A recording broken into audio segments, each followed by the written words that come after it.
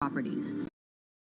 When Jules Verne wrote about it in his book, The Mysterious Island. But the future of hydrogen will depend on policy. Countries with net zero targets, carbon pricing, and hydrogen strategies with investment mechanisms are likely to see the highest H2 demand.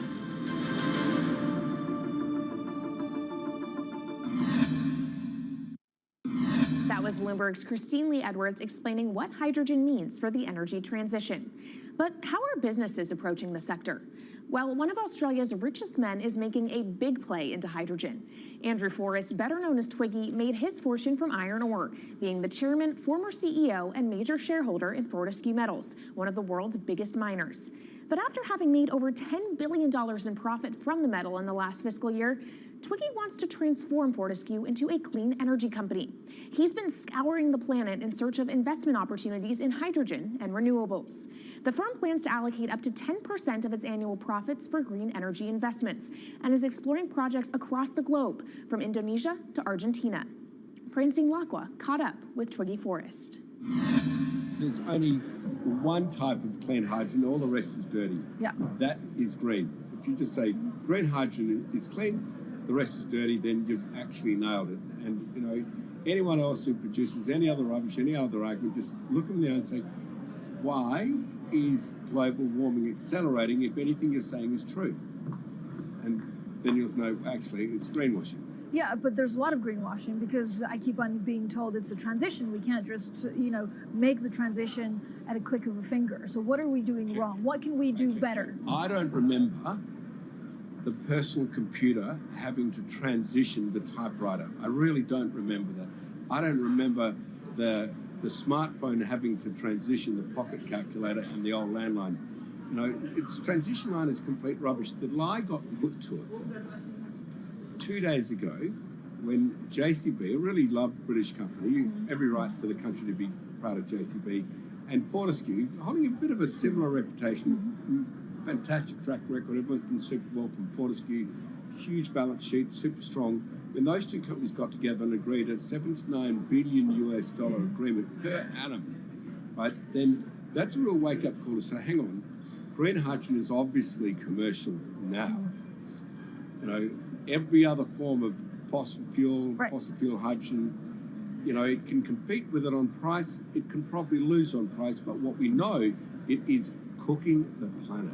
And only green hydrogen, zero methane, zero carbon in the supply chain. Don't worry about the molecules in the supply chain. But at the moment, we're not even phasing out coal, if you look at the G20 communique. So we have a long way to go to not only using green hydrogen. Yeah, so look, I have a call, which I'd like to make now, that the world should not fund any more coal-fired power stations, coal mining projects, ever. We should wind them down as quickly as cooking the planet, just like grey and blue hydrogen is cooking the planet.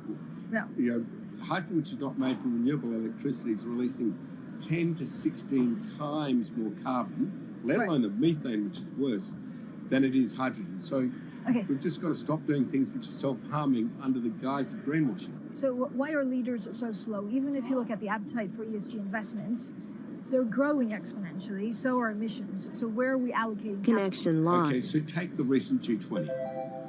There's probably a reason why there wasn't strong action coming out of the G20, because people were not aware that major transactions between large companies were taking place now on green hydrogen, that actually this pollution-free all the way through the supply chain fuel is now being transacted at multi-billion-dollar scale.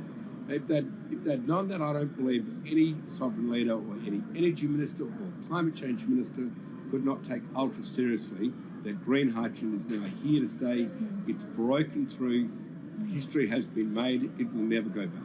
Okay, what is the one thing that you would tell leaders today and business leaders? How do we transition faster than what we are now, because we're at real risk of missing our targets? Oh, so that's really simple.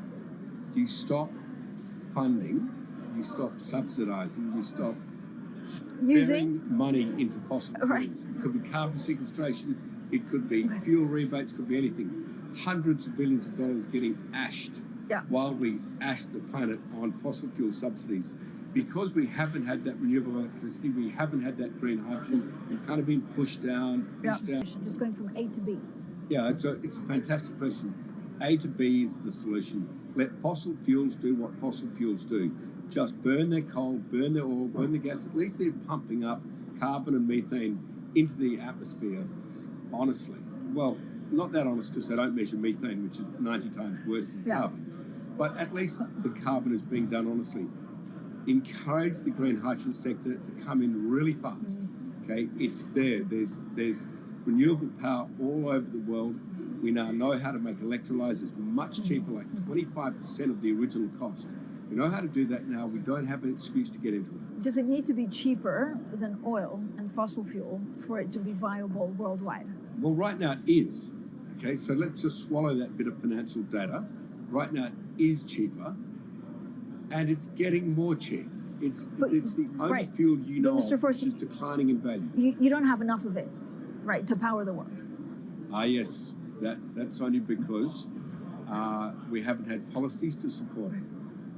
If we had policies to support it 5-10 years ago, it would be everywhere. You'd see the global warming budget start to come down. Yeah. Now, we've got 5 or 10 years to make a huge difference. I need policy leaders all over the world to appreciate now, okay, big business is transacting with green hydrogen in multi-billion-dollar agreements. We now know it's here and it's here to stay. Let's spread it everywhere.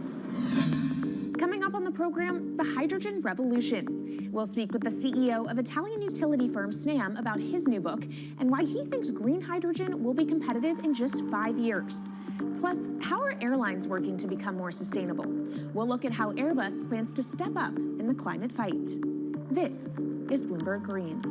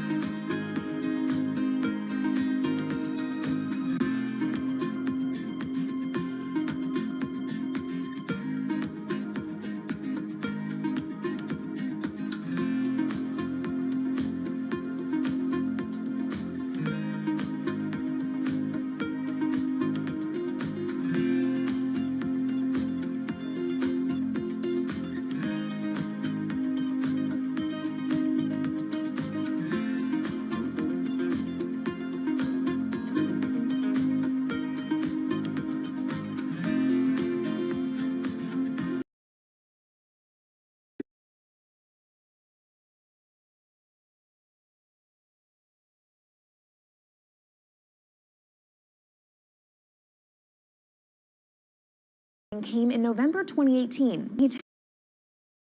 Hydrogen will play a big role in the energy mix. I don't know if it's going to be 15 or 25% of a fully decarbonized energy system, but it's going to be big. Costs are coming down and people are waking up to the fact that it's the only way to decarbonize certain sectors, so-called hard-to-abate sectors. And you say it's the only way and the costs are coming down. Where do you see prices moving? Because a lot of the reticence at times has to do with the pricing, that some argue, well, it's still not the cheapest option on the market.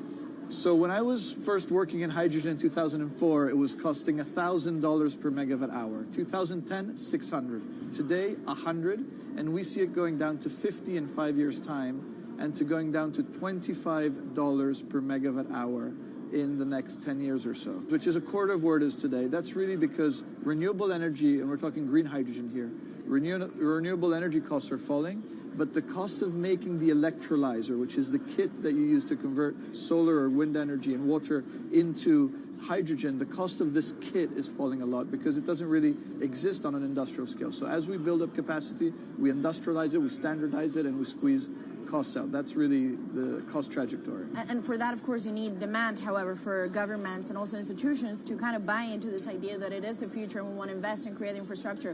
What are they telling you? When you speak to governments, when you speak to officials, are they keen on this? They're very keen. So the Department of Energy shares our view in the States of getting to below $1 a kilo, which is $25 a megawatt hour. The European Union has a hydrogen strategy, which is very clear, and several member states have the same. Chile wants to export a lot of hydrogen. China's big on hydrogen. Australia's very big on hydrogen. Japan is blending already hydrogen. So I would say the world is now really focused on this because it's the only way to store energy for a long period of time economically is to convert it into either a liquid or a gas. And of course, you talk about the price, but the other big component is the volume. You know, how big can you go? Where do you see that on a time scale? So wherever it's sunny or windy, you can produce very cheap hydrogen eventually. And so compared to oil and gas, which are concentrated in few parts of the world, it's going to be very democratic from that point of view. So every sunny place, every desert, every ocean wind can be turned into hydrogen that we can put on ships, in pipes, and really start trading it around the world. So it's going to happen a lot faster than a lot of people think. So, and when you say a lot faster, what is that in time? As I said, $50, which is essentially oil parity within 5 years. And then, depending on how quickly we ramp it up after that, we could get to $25, which is coal parity before the end of the decade. And in big scale. In big scale, because once you get to coal parity, that's the only way we're going to get China and India to stop burning new coal. We have businesses in China and in India, and I see a lot of hydrogen development, a lot of renewable development in both countries. The India announcement was incredibly strong on 2030. Some people were upset about the 2017 net zero deadline, but when it comes to 30, he announced a big commitment to get to 50% renewables. Were you surprised by it? I was surprised that they would make it so explicit, and even the net zero is a big thing for them. And so I think it will happen faster than 2070 because of the falling cost of renewable and hydrogen. India's burning 80 gigawatt of oil, of diesel, to keep the lights on. So there's an immediate opportunity there, and we're very interested in working in that country. And with regards to China, perhaps the fact that we haven't really seen them active, I guess the diplomats are working on this, but we haven't really seen the leadership. It's going to be technology, it's going to be industry. I think China has committed to a net zero, which is very important. At the G20, China was clearly behind the 1.5 degrees. So I think a lot has been achieved between the G20 and COP, and I think what's really important is to see in the coming years how quick it's in our hands to make part of this happen in 5 years, or it could otherwise happen in 15, 20 years. It's about building the projects. The capital is there. We saw how many trillions of dollars are already committed. What's missing is really the projects, and that's where companies like us step in. Marco Alvera, CEO of SNAM there, speaking with our Maria Tadeo. Let's turn now to the aviation industry. It's a big contributor to global greenhouse gas emissions, and it's under pressure to change that. In October, the International Air Transport Association, a trade body representing airlines, approved a target of achieving net zero emissions by 2050. To achieve that, many airlines in the US and Europe are looking to buy sustainable aviation fuel made from renewable sources like used vegetable oil. Initiatives like these are pushing plane makers to come up with some radical new aircraft that will eventually cater to our growing appetite for travel without hurting the environment. We took a look at how Airbus, the world's #2 aircraft manufacturer, is stepping up to the challenge. How long until we can fly emission-free? Airbus says it's more confident by the day it can be done by its 2035 target. Airbus's CEO spoke about its ambitions for hydrogen-powered planes at the company's summit in France. The physics works. Hydrogen technologies are not new. They are used in other sectors. We use them in space on our rockets, and we don't need the laws of physics to change to be able to use hydrogen on our planes. So every day we become more confident, but we think we need to have a plane, we need to have the right fuels, the hydrogen available in the right quantity at the right place at the right time, and we need the regulations to be ready. So we really need the work and the collaboration of many people around the globe to make it happen on time. But it could be a long wait until green passenger jets go mainstream. Larger aircraft with more than 150 seats are not expected to feature globally until about 2050. That means manufacturers and airlines today are under growing pressure to ramp up short-term innovations to cut their carbon. In the long term, meeting the ambitious plans for so-called green hydrogen means building a giant industry almost from scratch.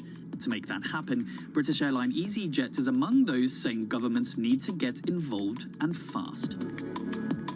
Aviation's emissions over the last 3 decades leading up to the pandemic grew by about 80% to over 1 gigaton, and that's projected to double by 2050. According to Bloomberg NEF, about half of the airlines with the largest global market share have set net zero targets by that same date, nearly 3 decades away. Coming up, from blue sky projects to the bottom line. We'll speak with our Bloomberg NEF expert, Meredith Annex, and dig into their models about how hydrogen fits into the future energy mix. This is Bloomberg Green.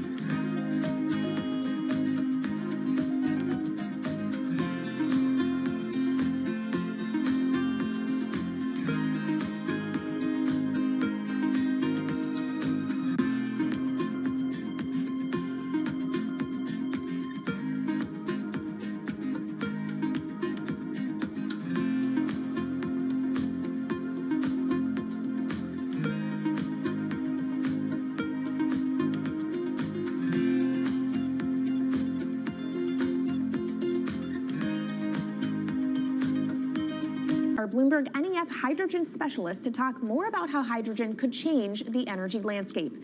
So Meredith, what place do you think hydrogen is likely to have in the future energy mix globally? Hydrogen's this incredible solution for us as we look to decarbonize because it's a perfect solution in areas that are hard to electrify. So where we like to think about hydrogen playing a role, it's in things like heavy industry, especially where you need a feedstock as well as energy source, and in things like dispatchable power, long-haul transport, maybe even shipping and aviation. That sounds great that it can be used for such diverse industries. At the end of the day, though, how much is this going to cost? Well, that's the amazing thing about hydrogen, because depending on how you make it, it can actually see significant cost declines in the future. So when we're talking about clean hydrogen, we usually mean green hydrogen produced from renewable electricity. And in that case, your hydrogen is almost as cheap as the renewables that are used to make it. So if you're in a place with really good renewable resources, you'll be able to have cheaper hydrogen. But even in places with less good resources, we think that hydrogen can be cheaper than $1 per kilogram, which is the price of unabated hydrogen today, and around $8 per million BTUs for those who prefer to think in energy units. And that can be achieved anywhere in the world by 2050, we believe. All right, so let's talk about kind of the pros and cons list. I don't know where cost fits into that, but what are the advantages to hydrogen over other renewables, and then what are the drawbacks? Yeah, main advantage is the fact that hydrogen can serve roles that electrons struggle with. And that's things like seasonal storage, for instance, or just anything where you need storability, where electrons are harder to store, hydrogen is going to be easier. That also leads to a downside, though, because hydrogen is less energy dense than the usual things that we use for storable energy today, like coal or oil or natural gas. So you will need more volume of storage to handle the same amount of energy. Let's talk about the viability as well and how it may differ in different geographies. What is your view on that? Yeah. So for green hydrogen, again, from renewable electricity, really places with the best renewable resources, things like Latin America or the Middle East, even Southern Europe, have really, really good potential for producing hydrogen. And then when you're looking at blue hydrogen, which is produced from natural gas or coal with carbon capture and storage, we do see that becoming more expensive than green hydrogen in the future, especially as renewable electricity costs come down. But that can be a viable option in places like the US Gulf Coast or Russia, where you've got good geological storage for the carbon, as well as ample natural gas that's quite cheap. All right, great breakdown. Thank you so much to our Meredith Annex, our Bloomberg NEF hydrogen specialist. And of course, you can get more from the Bloomberg NEF team on the terminal and online. And they've recently done a podcast called Hydrogen 101 as part of its Switched On series. So from iron ore titans pivoting to cleaner energy to talk of a hydrogen revolution, that's it from this week's edition of Bloomberg Green. We'll be back next week with a deep dive into the state of electric vehicles. And you can keep the conversation going by following us on YouTube, Instagram, and Twitter @Climate. I'm Kaylee Lyons from Bloomberg's World Headquarters in New York, and this is Bloomberg Green.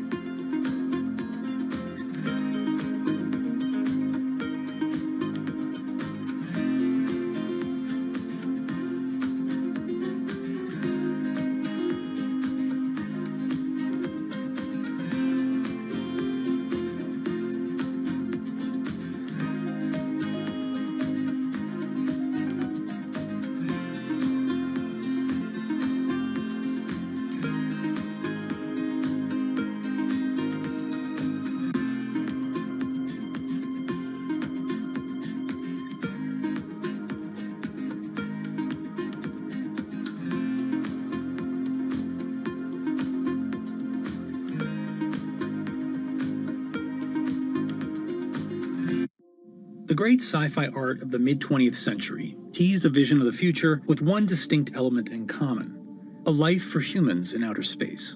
Whether vacationing on an exotic new planet or commuting to the moon for business, space travel seemed like it was just around the corner. Yet here we are, a half-century later, and only about 500 human beings have ever left the bounds of Earth's atmosphere. But thanks to a set of ambitious private companies betting on the promise of space tourism, that long-awaited future could be here sooner than we think.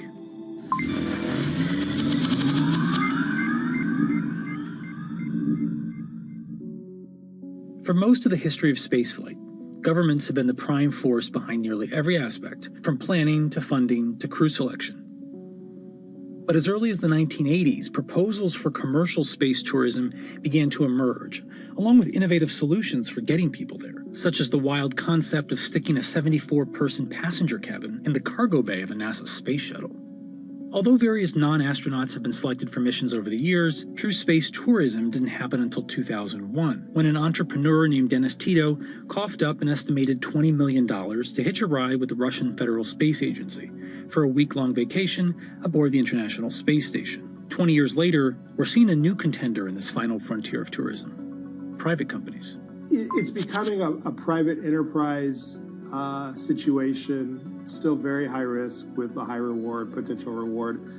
But, government is really out of the business of flying people now, and it's really going to be companies like Elon Musk and Jeff Bezos and Richard Branson that do that heavy lifting.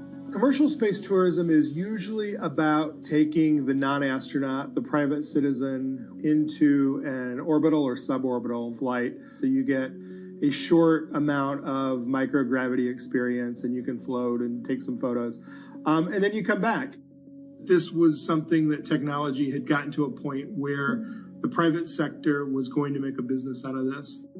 There are multiple companies that want to get to the place where they fly people into space.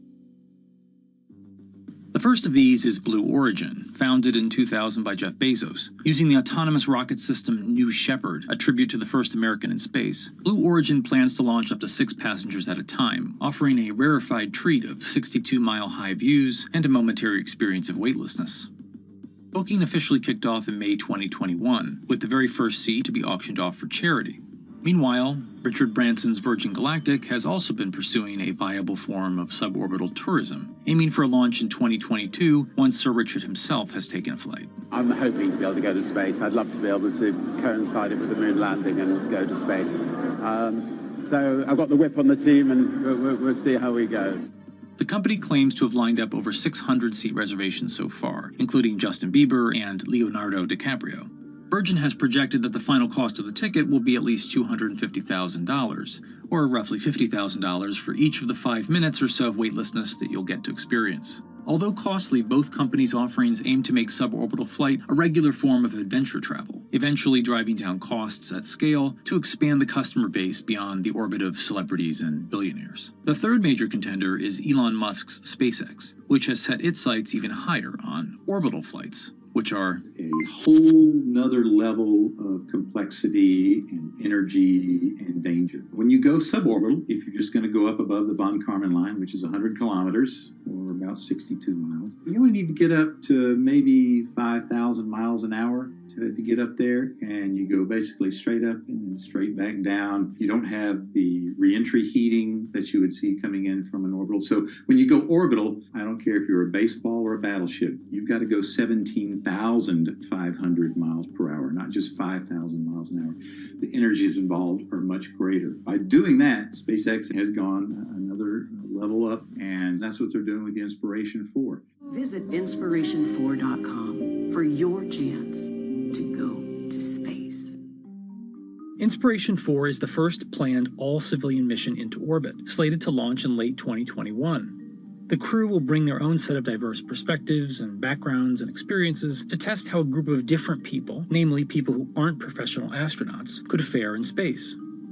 Until now, astronauts have had to be physically perfect, and this mission is changing that. And so I feel incredibly honored to be representing those who aren't physically perfect. At age 10, I was diagnosed with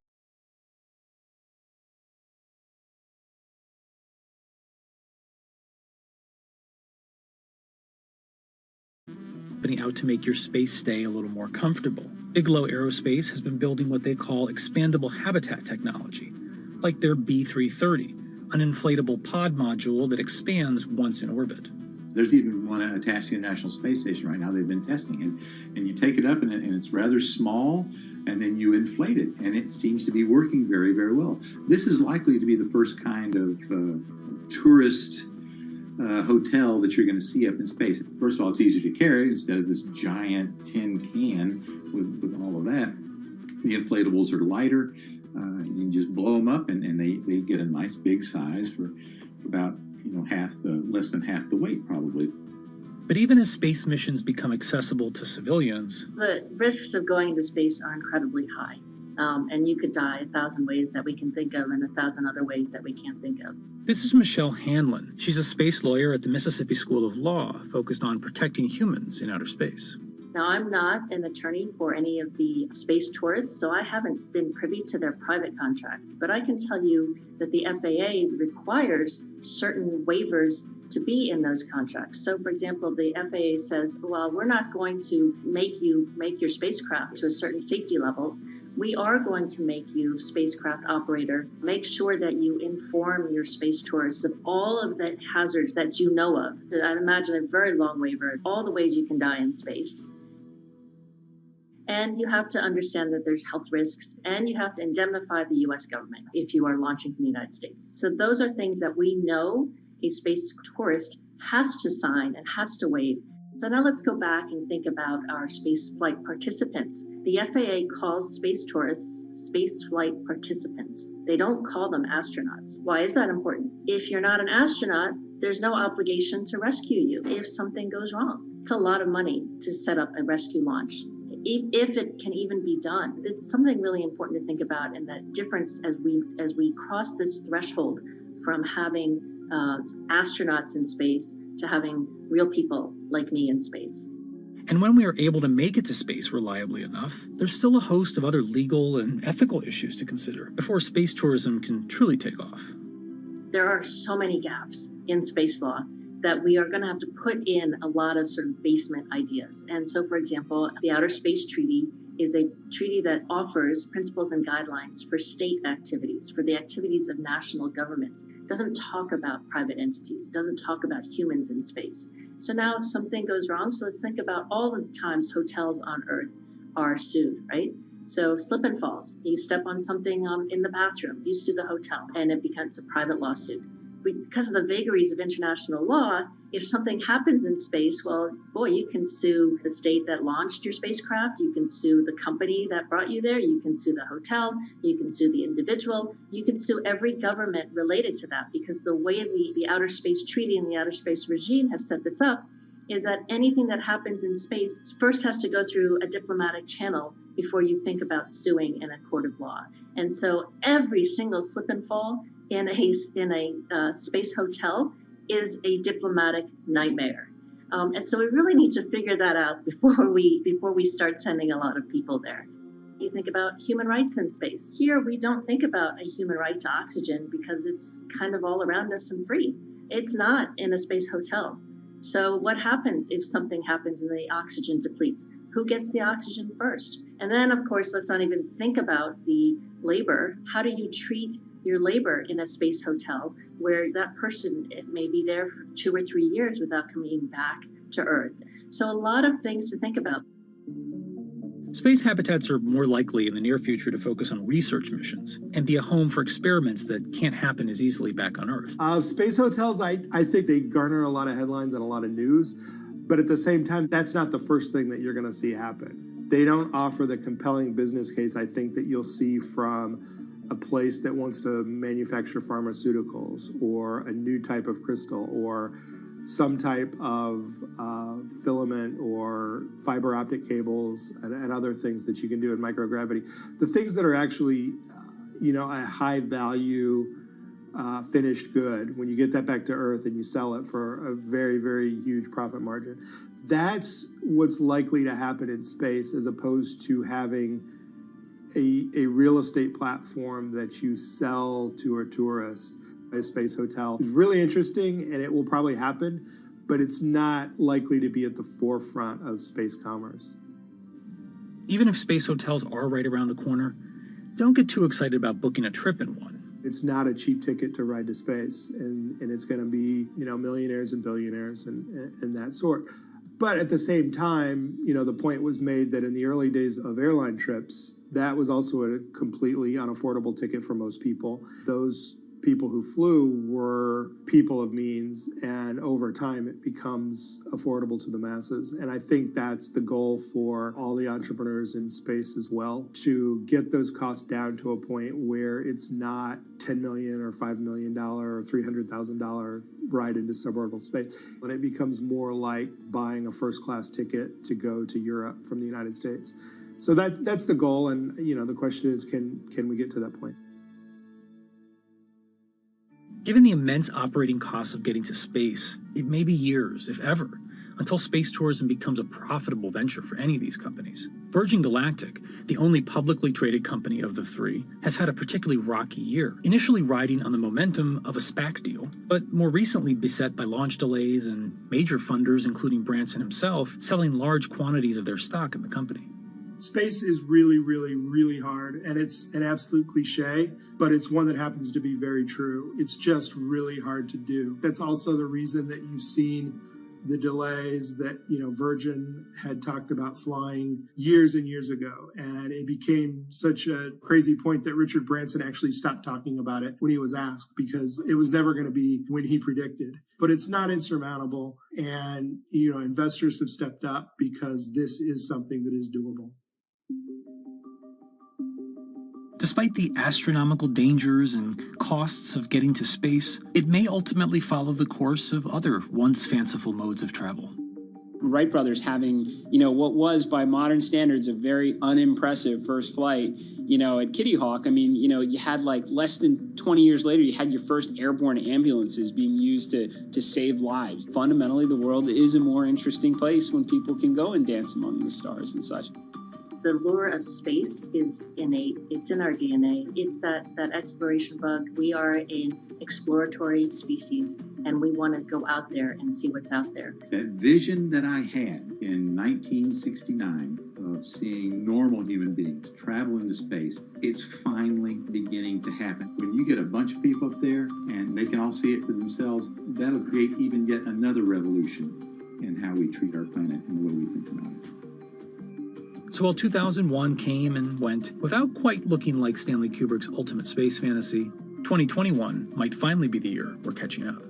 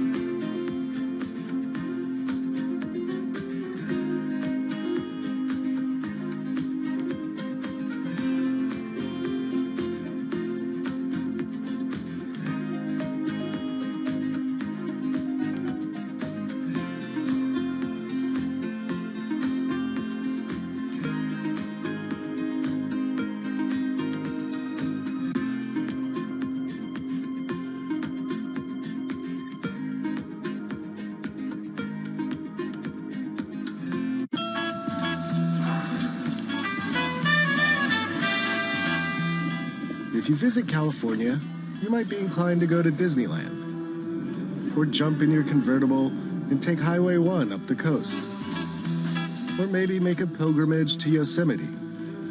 All very fine choices.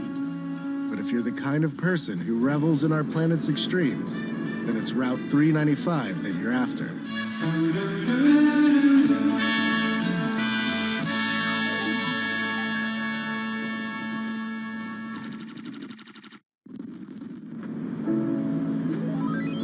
This one glorious road will carry you from Death Valley's desert floor to sky-high views of Mount Whitney.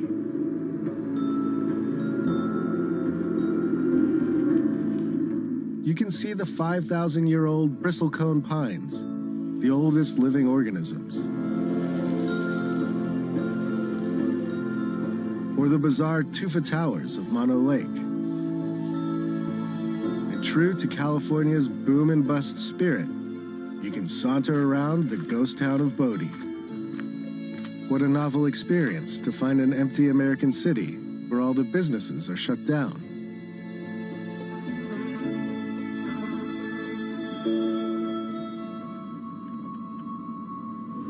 To do 395 upright, it helps to have a guide, and mine is a man named Jan. And his crew, Aaron, Let's tidy up first. and Lemmy, the hardest partying dog of all time. Jan agreed to show me some of what 395 has to offer, but only if we agreed not to disclose any locations.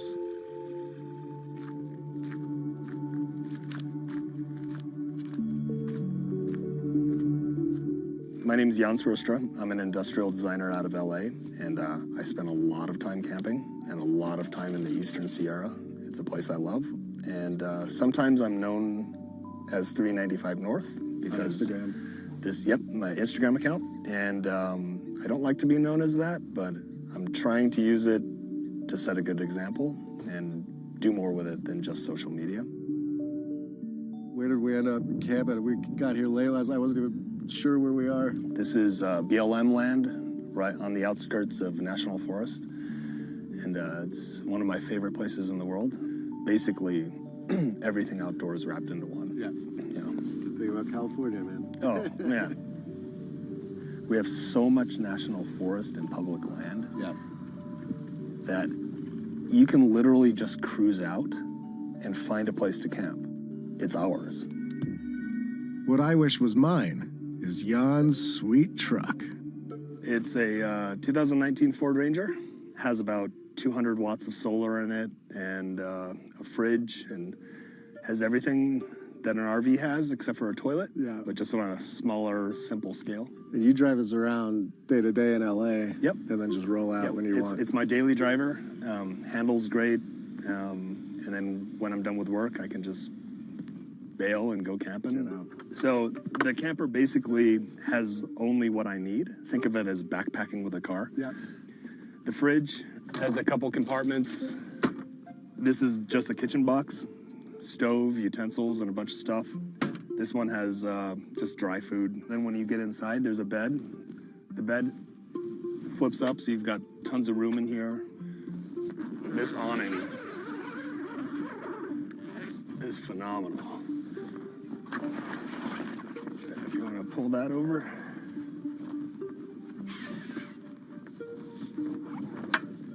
That's cool. Let me just pop that up. Sorted. So, home on wheels. Yeah. This is my vacation house. Dude, it's so nice, man.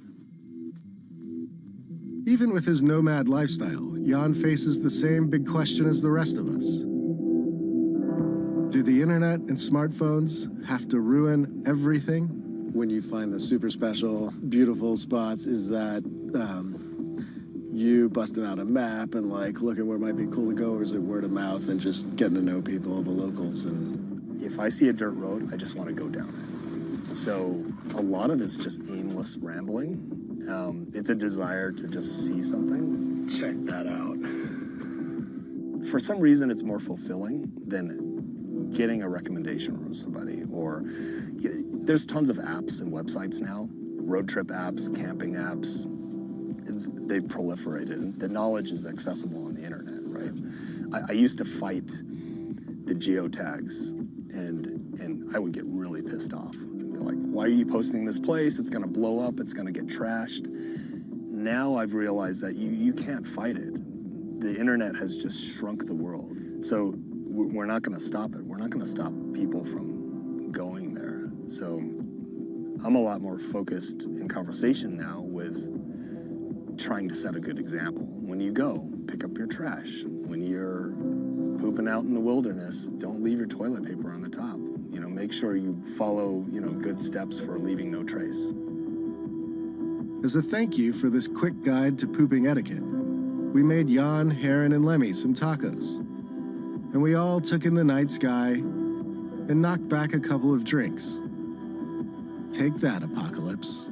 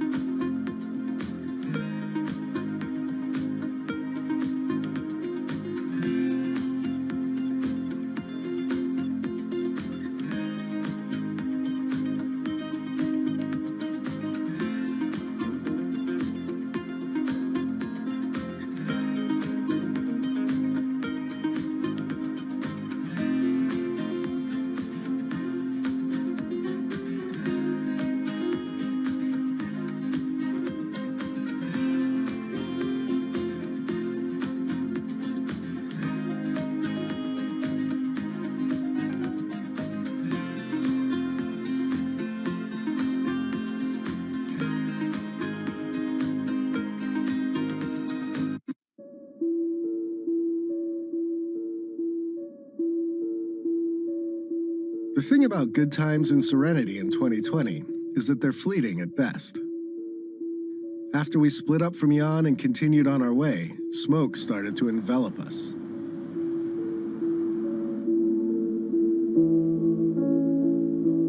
The plus side was that our RV no longer smelled like feet.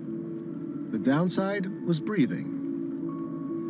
My man David here suggested that we try and outflank the smoke by cutting through Yosemite. Without a reservation, we had to talk our way in. Yes, no stopping, no getting out, and yeah, don't go in the valley. Yeah, no problem. We just wanted to get through. It was a beautiful choice. Glad we got out of the smoke. Whoa. Connection lost. But not quite as effective as we had hoped.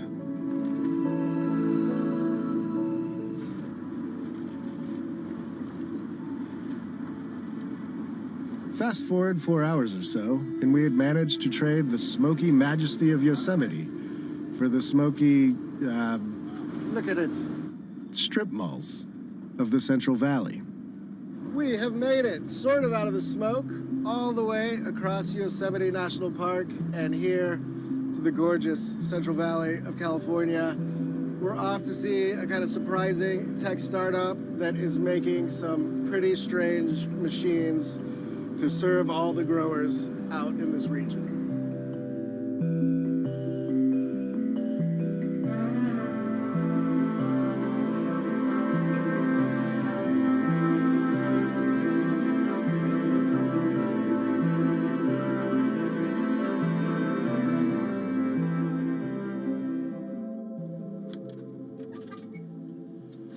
And we're here in this near Fresno. This is California farm country, right? We're just south of Fresno, a town called Kingsburg. So we're right in the Central Valley of California. Very, very large farming valley here. It's kind of considered the breadbasket of the world. The Central Valley stretches out over about 20,000 square miles, and the farmers here produce about 1/4 of the food that Americans eat, including a whole lot of fruits and nuts. Tell me a little bit of the background of Gus. I know some of this is like a family business. The roots of this go back a ways. Tell me kind of like how we got to what's essentially like a startup, I guess. Yeah, definitely. So the founder of our company is Dave Crinklaw, and he started the business back in 1982. He started with is basically with his dad was commercial spraying of trees and vineyards. Got to the point where our biggest challenge was labor, just the shortage of it, really. He was forced into innovating, and he had this idea for quite some time about doing a driverless sprayer, and it finally got to the point where he said, you know what, I either got to get out of this business or I'm going to innovate. Organic or not, crops need to be sprayed, and this process has to take place a few times a year. This means hiring a lot of people to work long hours under serious pressure. And so, just like the tech bros to the north, Gus decided to solve all of its problems with robots. On this like labor point, you guys have set this up where you can have somebody in a truck and that one person can monitor, I think like 8 of these. In order to operate Gus, you have one guy or girl that sits in a pickup and they monitor from a laptop computer. So that person is basically just watching all the vehicles on the screen. They can monitor up to 8 of them at a time while they're out there spraying in the orchard. And so that user interface really provides them with all the information they need to make sure that the machines are safe and that they're doing the correct job. So it tells them what speed they're driving, the engine RPM, the amount of gallonage per acre that they're applying at any given time. So if any one of the machines has an issue, it's going to send an alert to that laptop. Much like a self-driving car, these beasts use GPS, LiDAR, and cameras to see and navigate the world around them. They also rely on pre-built maps of the orchards for extra guidance. Gus builds the machines right here and then takes them out for robot training on this orchard next door. It's here that the company learns if the machines will behave and do as their software and human masters command. So this is kind of like this is a test orchard where you guys put it through the paces and work on the technology? Yeah, so this is our test orchard right here. It's right by our building, as you can see in the background. So every new machine, as it comes off the assembly line, it's put through a commissioning test right here. We test all the sensors on the machine, autonomous computer, all the safety systems, make sure it's doing what it's doing prior to when it's delivered to a customer. So what's it doing now? So right now he's doing a test spray. So he's just turning the water on to make sure that the system comes up to pressure, spraying water out of the nozzles just to make sure it's all functioning properly. Okay. It's got like a crazy turbine at the back, or? Yeah, so it's basically just a big fan. Okay. And that fan's driven off of the Cummins diesel motor, and it just basically creates a big airflow. Gus is already selling these vehicles to brave modern farmers. And people the world over have taken notice of its machines. And have you just sold them in the Central Valley, or like throughout the U.S., or even overseas, or where are they going? Yeah, so right now the majority of our machines are here in California in the Central Valley. However, we do have machines and customers in Florida, in the citrus industry over there, as well as Australia. And I think you started selling them in like December of 2019. Yeah, right? So we started taking orders early last year for the sprayers, and the first deliveries we made were in December of 2019. Okay, so. And how much do they cost each? So our retail price on these machines is $285,000. So it's not a small investment, but I'm sure the regular sprayers aren't cheap Yeah, either. I mean, we're honestly not too far away from conventional equipment on our price, and the main thing is that the return on investment is very quick due to all the labor savings and the increased efficiency. I mean, these machines, they just thrive. But basically what we're doing, besides this machine, this is our first machine. We call it Orchard Gus, mainly designed for your nut trees, as well as citrus and fruit. In the future, we're working on a few other projects. We're going to do more machines. One of them is actually a vineyard sprayer. So Okay. vineyards are much tighter spacing, so the machine has to be physically smaller. And then we've got our eyes on doing a lot of other innovating.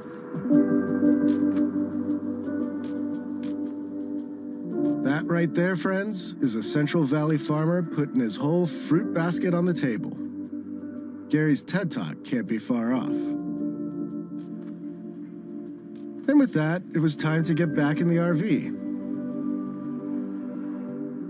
and to confront what happens when three men are bested by their own failings and the forces of entropy.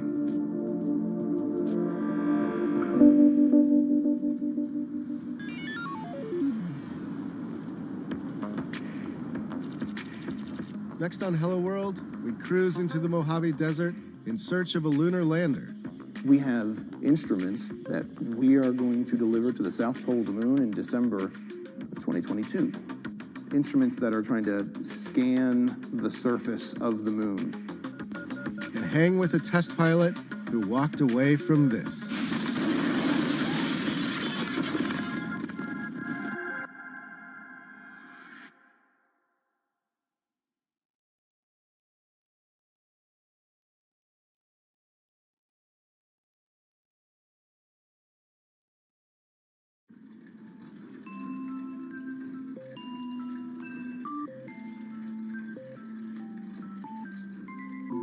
Meet Betty. She lives by herself, but for the last few months, she hasn't been alone. LQ, tell me a joke. Did you hear about the claustrophobic astronaut? No. Apparently, he just needed a little space. Most technology isn't made for 93-year-olds. But this woman is making sure that this particular robot is. LQ, who are you? She's researching the way we interact with machines. And if she has her way, robots will soon be a trusty companion for all of us. My name is LQ. How can I help you? As technology replaces old jobs, it's also creating new ones. I'm Aki Ito, and I'm here to show you the jobs of the future.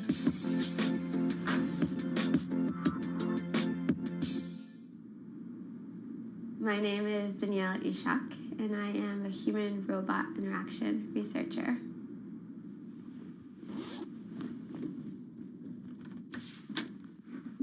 It's really hard to intuitively design a robot meant for a consumer audience.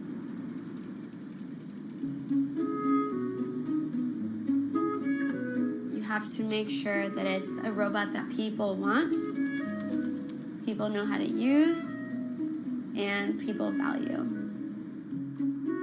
Danielle works for an Israeli startup called Intuition Robotics. Its U.S. office is here in downtown San Francisco. Hello. Hey Danielle, it's Aki. Come on in. The company is funded by a couple big names like Samsung and Toyota. Full disclosure, Bloomberg's venture capital arm is an investor too. This is LEQ. Can I take her out for a spin? Please. LEQ, tell me what you can do. I am a proactive social robot designed for older adults. I can connect you to your family and friends, and even play music. These features might remind you of the Amazon Echo, but you'd be missing the point if you compared her to a smart speaker. She's not meant to just be useful. She's meant to be a companion. Why don't you take a break and have a drink? And that's why she has a head that can nod and make other subtle gestures you might expect from a pet. Through our research with older adults, we're finding that almost on a daily basis, we see that somebody tells her that they love her. Really? Or that they like her. Like, or that they miss literally, her. I love you? Mm-hmm. They'll also tell her, I'm depressed, or I'm lonely. They'll open up to her in a way that they might not necessarily open up to a human because they don't feel like they'll be judged. LEQ isn't on sale yet. But a prototype is already in the homes of about a dozen early testers who live in the Bay Area. LEQ, tell me what the weather is today. Danielle's job is to figure out what's working and what's not. Sorry, please rephrase your request. And she does that by visiting each of her testers twice a month. How important are these visits to your job? They're critical. We're building a product for people who we are not. I'm not a senior, and how could you know how to design for somebody if you don't do research? Because otherwise, you would just be designing in the dark. Jobs like Danielle's are just starting to emerge. Until recently, robots were mostly in factories, separated from humans. But now, they're finally getting cheap enough, small enough, and smart enough to be in our homes. This has created a whole new challenge of designing robots that people will actually want to interact with. And that's where Danielle comes in. Her research has helped shape every little facet of LEQ, from the way LEQ moves to the way she talks. It's a very special job, and it can be really hard, and it can be really frustrating, but at the end of the day, it's incredibly rewarding. And I think the most rewarding part about it is when I see the joy on the users' faces, like that they saw their feedback turned into something real.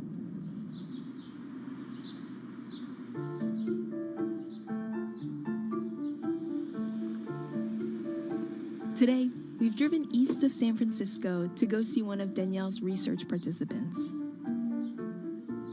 LEQ, tell me something interesting. Did you know that Ronald Reagan was a lifeguard in high school and saved 77 people's lives? Now, see, this is where a conversation is. She should open up and I should say, no, I did not know that. I expect her to be able to continue a conversation for at least a couple of comments. Yeah. And why is that? Why? Yeah. Because that's companionship.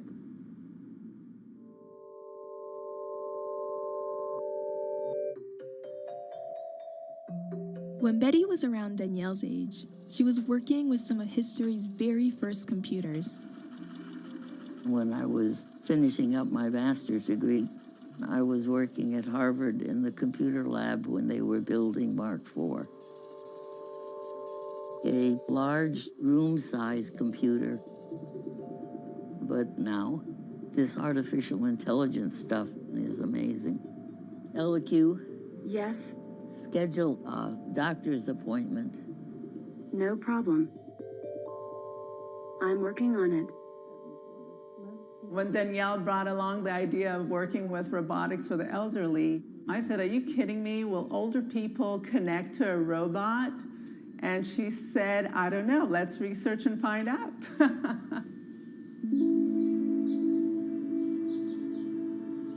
Danielle grew up here in this suburb of Atlanta.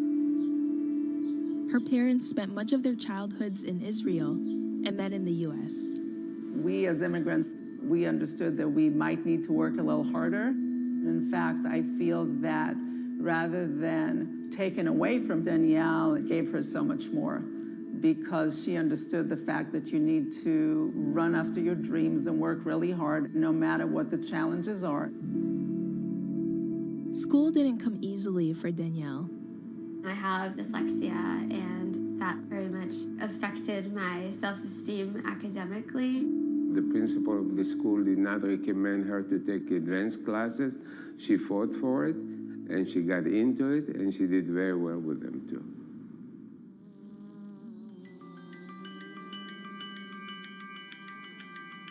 Danielle's first job out of grad school was at X, the secretive research facility founded by Google. It's known for dreaming up all kinds of wacky, far-flung ideas. Can you tell us about the moonshots you worked on? No, I can't tell you too much about the projects that I worked on. I can say that I was working on robotics. She loved the job, but wanted to work on something that would reach real consumers sooner. So she left X after a year and joined Intuition Robotics.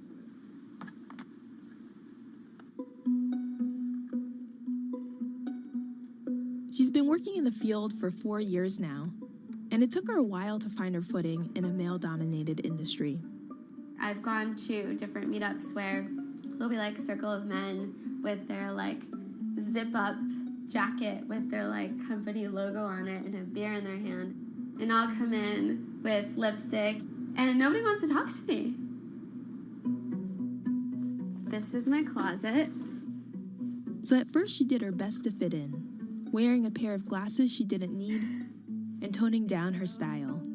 So what's the kind of thing you used to wear to a conference? Stuff like this, blousey things that make you look like you're 40. But that got old after a while. And what's the kind of thing you wear now? Now it's like I just enjoy being kind of expressive and playful in what I wear.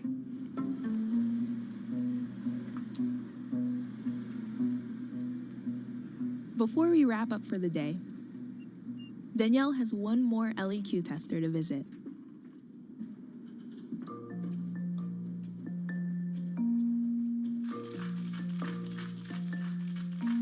Joseph is 97. And he's had the robot in his home for 8 months. How are you? I'm fine. How are you? Good. How has Miss LEQ been? She always tells me to take a drink of water at least 4 times a day. So we added a whole bunch of new facts to LEQ. Did you know that a cup of chopped red bell pepper contains more vitamin C than an orange? Okay. What did you think of that? Certainly the print was, I could see that quite clearly. What about this? Well, I can see that. LEQ, play music. No problem. It will begin shortly.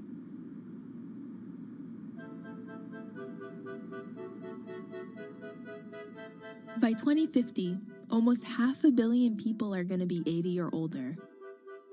And if current trends continue, more and more are going to be like Joseph and Betty, living alone. LEQ, stop. Today, both of them are doing okay. But some of Danielle's other participants have been struggling.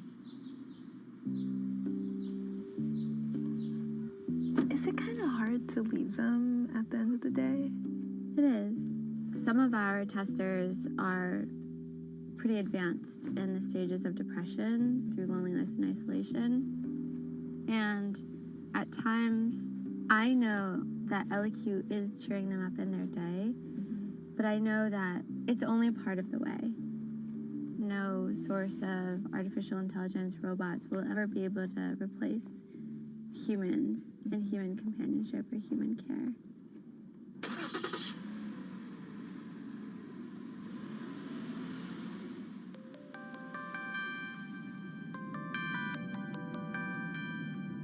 The key to Danielle's work is to embrace that very limitation of machines. Robots should help humans do what they love, help humans interact with more humans, help humans in general. Not pull humans away from humans, not take humans' jobs and leave humans without purpose. Whether it's in our workplaces or in our homes, robots are soon going to be everywhere. And it's up to Danielle to make sure this robot-filled future leaves us just a little better off. So don't be afraid. And if you are afraid, come and join us, because I promise it's a friendly place.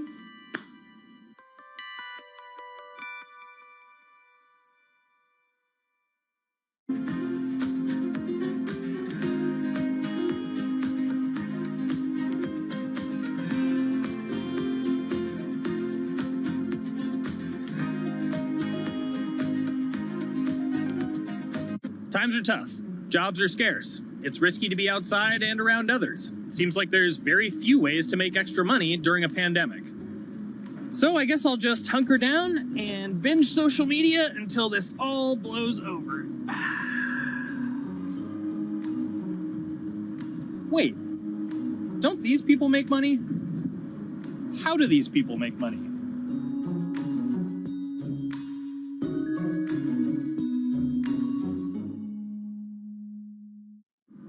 Streamers, YouTubers, Twitch stars. How do they make money? Is it a lot? Is it a lot of work? I know, I gotta ask somebody in the biz, and I got just the guy. Austin John Plays. This is your full-time job now, right? As of November of last year, yes. This was always just kind of like a side thing. Like, any money that I made from doing my videos and whatever else, I never touched that because I didn't really think of that as being like real money. And then it started coming in more and more. And then it was like I hit my first day that I broke $1,000 and I was like, this is actually going to be money. How did the YouTube channel come to be? When the game Pokemon Sun and Moon came out for the 3DS, there was like things that I learned about the game, and then I wanted to just share that information with people. And at the time, I didn't have any way to capture a screen or anything, so I found like generic footage and I kind of put it all together with so much editing. And that video got 6 views. And then 2 days later, I made another one, and that one got 12 views. And then I just started pumping out more and more content, and people were like, this guy knows what he's talking about. It really just started building on top of itself, and then it was like, my channel really focuses on tips and tricks. So I play a straight 18 hours, and I'll finish the game or get to about the 40-hour mark, and then I'll make my first video. While I'm going through, I have a giant notepad and just scribbles everywhere, and I make these notes of like the things that stumped me, so I know the things that may stump other people. What do you need to think about if you're building your YouTube channel? 1, you need to do something that you're passionate about.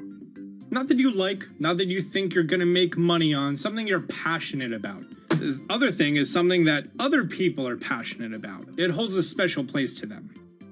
And third is, it needs to be something that people are gonna seek out information on.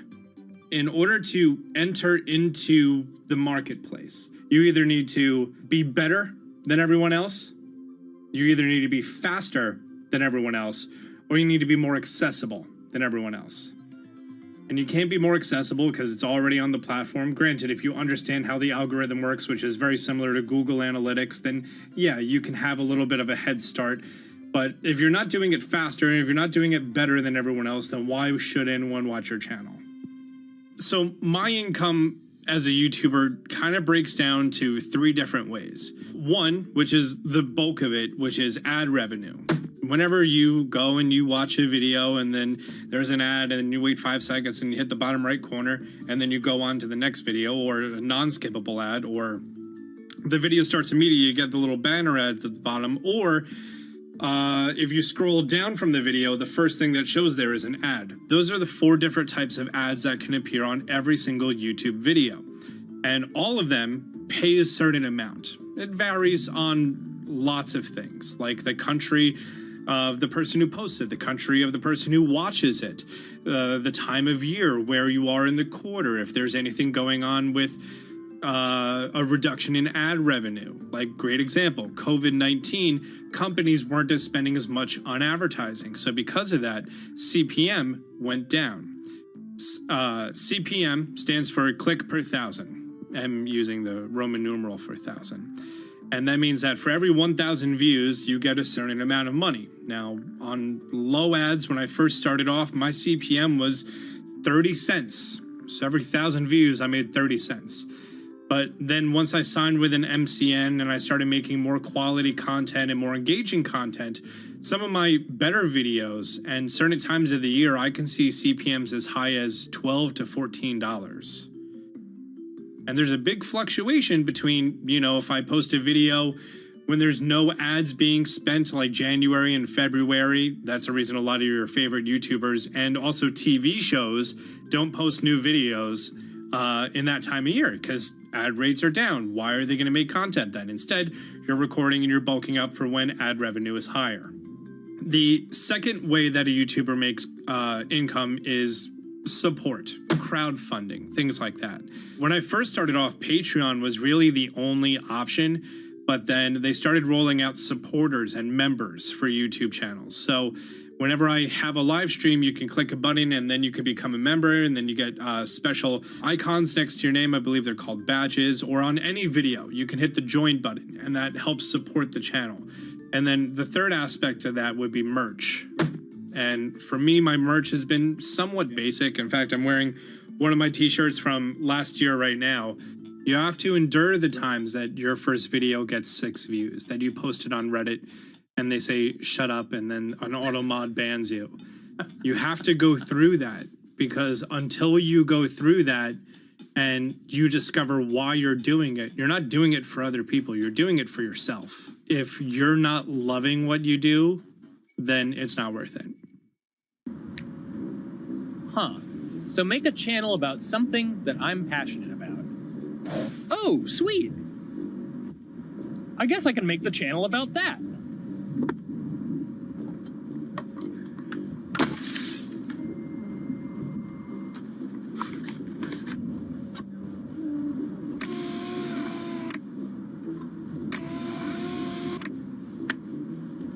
Now, how do I grow an audience? How do I get popular? It's all about diversification, right? You have to have a massive Twitter following. You have to have a massive Instagram following. You have to have a massive YouTube following.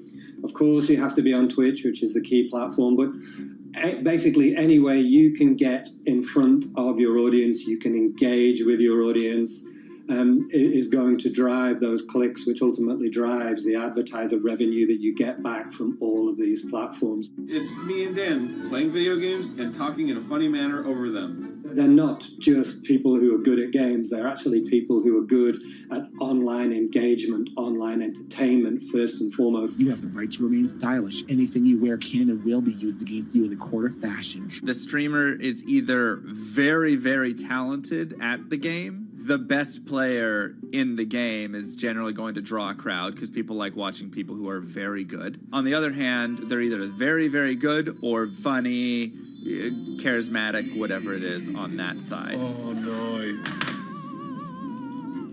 You know, it becomes more of a show where they talk about other things outside of the gaming world, and gaming becomes really just a backdrop and an excuse to engage with that audience. There were those weird, like, Ronald McDonald, like, straight to VHS movies. You remember those? I'm personable, I'm chatty. I would kind of, you know, when boring things were happening in the game, I would ramble on about, you know, movies I'd watched or books I'd read and, you know, or conversations I'd had and stuff like that. And so I think being personable was a big part of that.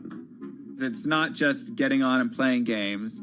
It's getting on and being an entertainer. You are putting on a show. All right, now let me go ahead and grab the samurai sword that every gym has. Okay, he's dead. To have a larger audience and to have that audience, I think, stay with you, you have to bring something extra. You know, you have to find your niche. You have to find what works and what connects with the audience and what makes them laugh and what makes them keep coming back. You got to make it a little more exciting. All right? Throw in a hanging bishop. Have everybody in suspense for a moment. I think the real most important thing is to just get used to being on camera. Like in any sort of performance thing, is get used to talking on camera. You know, my first few videos were terrible, but because I sat down and did it for 6 to 8 hours a day, I just got used to talking and I got over that uncomfortable hump. If you go into Twitch purely with the expectation that you're going to make money, make a job out of it, have all this growth, and it's going to be great, you're probably going to burn out prior to getting to that point because there's very little payoff for a long time, right? Like multiple years generally before you really start to see a payoff. And so, you know, those first few times you're streaming, nobody is there. One person shows up every 30 minutes, says hi, maybe, and leaves, right? Like, it's very discouraging, I think, for a lot of people. And so you have to be there just loving it. You have to love talking to yourself when nobody is around. You have to love just the game that you're playing, all of that stuff, because it takes a while. And I think a majority of people burn out prior to getting to the, like, profitable point of it. And there you have it. My very own YouTube, Twitch, Discord, and streaming channels all ready to go live. It's a veritable social media ecosystem just on the verge of thriving. So, don't forget to smash like and subscribe, and visit my Patreon for perks. Also, go to my merch page. And one last thing, stay cool, my friends.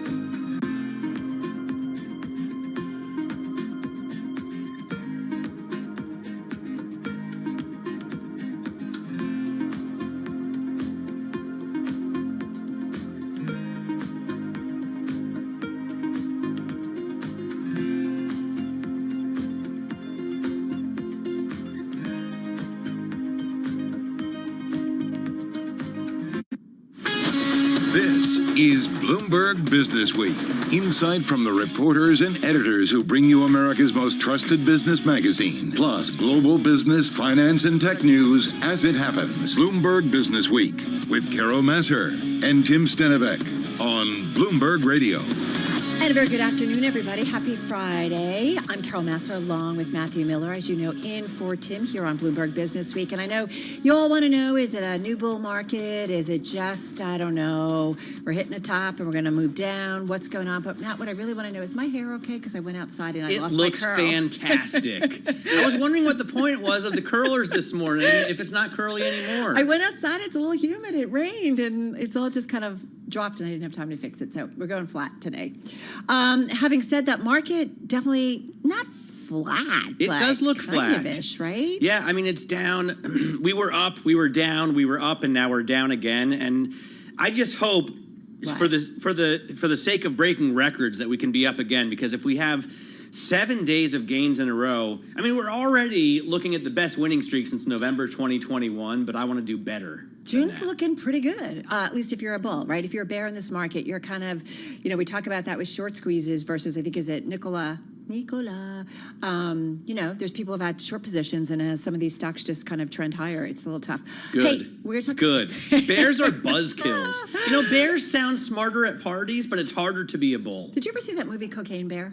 I didn't see that movie. I heard it was quite good. I think the trailer, though, was probably as good as it gets. Yeah, but we're going to talk about Tesla, which has been a top gainer today. It feels like Elon is everywhere, and he really kind of is. So we're going to get in it. We're going to talk the man, the company, with an investor. And then we're going to get into Silicon Valley's latest manic quest to change the world. Matt, do you want to guess what that is?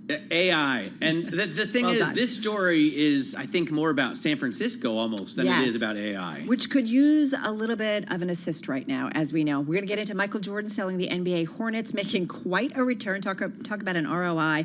And then we're also going to get into a novel, The Siberia Job, someone who was one of the early investors in Russia. So we've got lots of good things to come, everybody. So don't go anywhere. But right now, we're going to head over to our TV colleagues because right now, countdown to the close. It does start right now. Countdown to the close. Bloomberg's comprehensive cross-platform coverage ahead of the U.S. market close starts right now.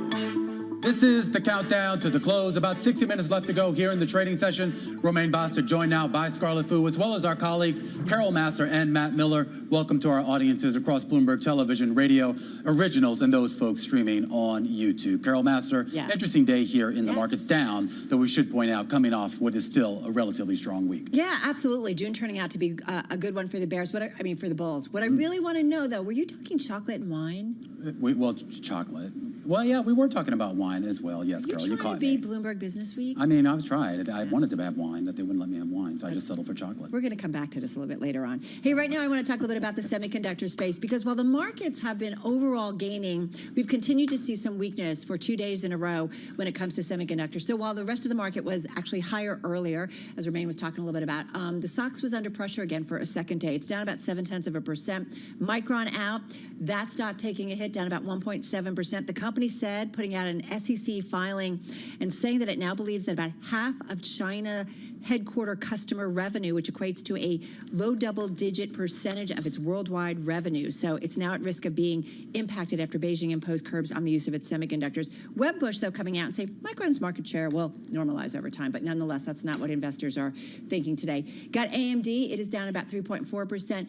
In the other direction is NVIDIA, up about 1%. Morgan Stanley out saying NVIDIA, it is its top stock pick in the U.S. semi space in place of AMD. So just an interesting switch there. And NVIDIA just continues, Matt, to be the stock everybody loves. Yeah, very interesting moves in the semiconductor space, and it'll be interesting to see how much business Micron loses. I saw a much broader view of market performance year to date that I thought was interesting. This chart, because it's normalized, I think shows quite well that the NASDAQ 100 has massively outperformed the NASDAQ 100 in blue, the S&P in yellow year to date, and the Russell 2000 in white year to date. And we hear people talking about, the big valuations, and for sure you see them on the mega cap tech stocks, but maybe not so much if you look a little bit lower at the Russell 2000. So you can still find pockets of the market, is I think the point I'm trying to make, Romaine, in this market if you want to invest.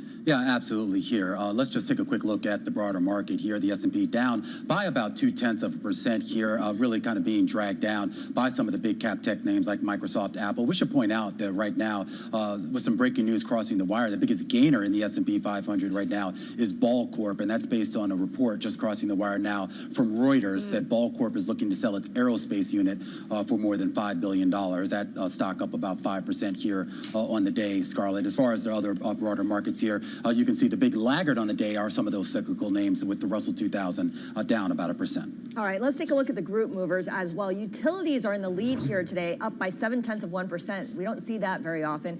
Energy stocks also have been all over the place. Right now, they're second in terms of gainers, up only 0.1% as oil prices recover. On the downside, communication services and tech, driven, of course, by Micron and other chip companies. You guys mentioned the comments that Micron said about low double-digit percentage of its global revenue. If you look at the PGEO function on the Bloomberg, it indicates China makes up about 11% of global revenue. So that would be low double digit. I'm not sure that this is anything new. No. I think that's just direct sales. So if you put direct and indirect together, they actually get about 25% of their business from China headquartered companies. So for example, through third parties. And that's why I think half of that is low double digits. So half of that is obviously 12.5%. And that's the concern. Okay. It still pretty much matches the revenue directly from mainland China as well, which is at about 11%. All right, let's take a look at some of the individual movers here on the day. Of course, I just mentioned Ball Corp at the top of the S&P on a percentage basis. Also seeing some strength in, well, Adobe. Those shares up about 1% on the day on a 7-day run. Now, of course, partly fueled by the earnings that we got earlier this week. Meta Platforms up about 0.5%. And Corning, which actually until Ball Corp surge had been the big gainer in the S&P 500 on the day. Those shares up about 4%. And keep an eye on Alexandria Real Estate. Those shares down about 5%. Some of this appears to be tied to some commentary yesterday on a competing network here about a couple of investors that had taken some pretty big short positions in that name. Let's flip it up here. We talk about investor sentiment. Well, let's talk about consumer sentiment. We did get the preliminary read on Michigan, University of Michigan consumer sentiment for June. And well, it was actually relatively good. You did see sentiment increase. And more importantly, you did see a decrease in expectations for inflation, at least on a short-term basis. Those short-term inflation expectations, that's basically 12 months out, now down at 3.3%. All right, so that, a good data point? Maybe. Encouraging. I don't know. Right? Like, so this is the kind of world we live in, right? I think from day to day. We'll just wait till Monday. You'll probably get, or Tuesday, you'll get a bad data point. I'm not here on Monday, although I was planning to come on Monday because I forgot that we had the day off. You forgot Juneteenth? I know. I'm sorry. No, don't. It's just been busy. A very important holiday, and glad that we are doing it and recognizing it. Having said that, speaking of recognizing kind of what the Fed did this week, is former U.S. Treasury Secretary Larry Summers. You actually remain caught up with him, and he finds it kind of interesting in terms of what the Fed did. I think he's kind of scratching his head over it. We can talk more about what you thought about what he had to say, but first, here's Larry Summers. I found the Fed's action a little bit confusing. I understand the arguments for not hiking at this meeting, but those arguments wouldn't point towards signaling two further rate increases. They wouldn't point towards significantly revising the forecast towards a stronger economy and more inflation. Okay, of course, that's former U.S. Treasury Secretary and regular contributor to Wall Street Week. Romaine, you talked with him. Your takeaway from that Well, one of the reasons why I even posed that question to him, because some of the folks on our T-Live blog during the press conference out of Jay Powell really kind of raised this question of whether they were just kind of jawboning the market. Like, do they really sort of buy into this idea of what they were saying? And Matt, you even came over to my desk today and were kind of asking me about it. There are a lot of people really doubting what the Fed's going to do, but more importantly, why it chose to communicate in the way that it did. And Larry's take on it is that this is more internal politics. They're basically just trying to placate certain members of the committee, and maybe that was why we got the statement and, more importantly, the commentary out of Powell, rather than it being truly data dependent or anything else. And Matt, now you can go on your rant now. Well, no, I don't have a rant, but I thought it was interesting yesterday that the market was underpricing the Fed. So the dot plot shows 2 rate hikes through the end of the year. The WIRP function is showing that market is only pricing in 1 rate hike. And then this morning I listened to Surveillance, which was brilliant, by the way. Good job, Lisa. Every single guest thought there were no rate hikes coming, that this is it. This is the end of the road, and that the Fed really was just jawboning, using forward guidance, rhetoric, however you want to call it. And I just thought it was interesting that nobody, again, or still, nobody believes the Fed. What's happened to their credibility after 525 basis points of hikes? Well, they're looking at history also, and usually when the Fed pauses, that usually means it's it for that rate. I would say the Fed just was keeping like all the doors open, and the windows. Flexibility. All right, we'll continue this conversation. We'll be back in less than an hour's time. We're going to count you down to the close, wrapping up the day of the week. Beyond the Bell, join us at 4 p.m. Wall Street time.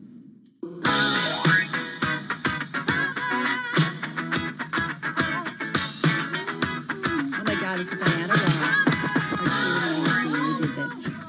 As a song at the football game. Really? I'd like to see that.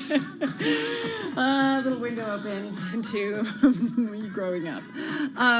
Let's talk a little bit about the market. Is it growing up? Is it growing down? I don't know. I don't have a good segue here.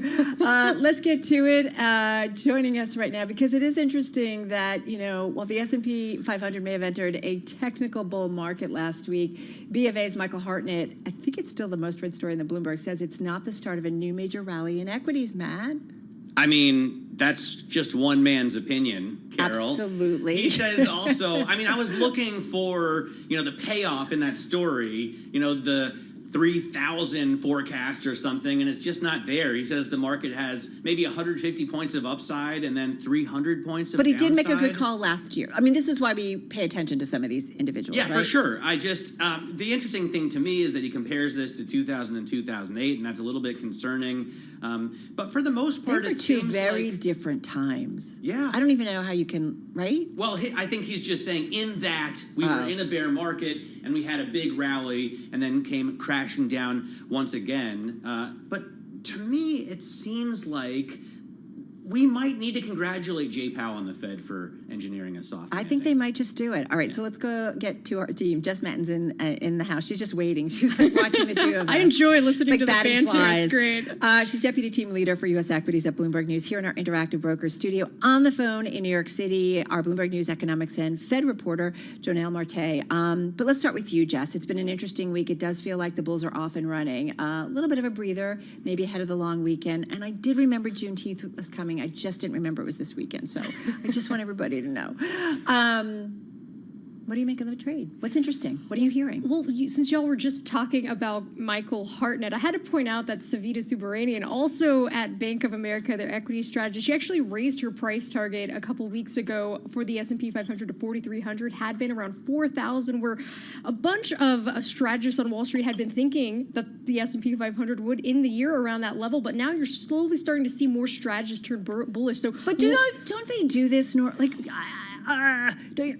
the point is, you're looking within one firm here that you have very diverging opinions between what Michael Hartnett is saying versus what Savita is also saying. I just find what strategists do, forgive me strategists, because I know we talk to you regularly, but I feel like we get to the end of the year and a lot of times they miss the mark. Well, they also last year completely missed the mark. Right. How long did it take them until last summer to start bringing down, say, earnings estimates as well? And so I wanted to just point out in Michael Hartnett's Flow Show, he also talked about how cash had its first outflow in 8 weeks. So I actually just put out a story on the terminal where I was looking at money market funds from ICI and as well as a couple other places. Actually, Bank of America had their monthly fund manager survey earlier this week. So usually investors like to look at cash levels as a contrarian standpoint to see if they're, and they've obviously been at high levels for well over 6 months. Now it's starting to come down, and when you're looking at the flows coming out of money market funds this past week for the first time in 2 months, where is that money going? And some of that, when I've talked to strategists, they think part of that obviously is going more toward this is where Investment Company Institute data is really important to understand exactly where the flows are going. And so the big thing with this is that needs to be a trend. So can we see that trend out of money market funds happening over the next few weeks as well as months because it's been a very hot topic when you can yield 5% or more in those types of funds. So that is something I'm going to be watching over the next couple of months to see whether or not that money is going to be moving out of there and moving more toward the stock market. All right, we need to bring in Janelle. Yeah, Janelle, let me get to you and ask, first of all, do you think it's fair that pretty much no one believes the Fed dot plot and nobody buys it when, not only the rate hikes, but nobody buys it when Powell says they're not going to cut for a couple of years? It's been certainly the theme, I would say, for a while now for the Fed, right? I feel like every press conference we have some sort of story about how Powell is talking tough and the market is not buying it. So I don't know if it's fair or not. I think it's something that the Fed is dealing with in its communication. And I would say that one thing that we ourselves observed this last week or this meeting was how Powell is trying to balance this message and to say that we're slowing down. The Fed is taking a more cautious approach. They want to use a slower pace, but they're not done, and they want to take rates even higher. That was quite a surprise in the SEP, showing at least 2 more rate increases, another 0.5 point rate increases this year. So I think you could understand the market might be struggling to digest what exactly is that going to look like. The reason I think it's unfair is that you're right, Janelle. Every time there's a meeting, the market says no way. You get people like Jeff Gundlach who says the market who says the Fed is never going to get to 5%.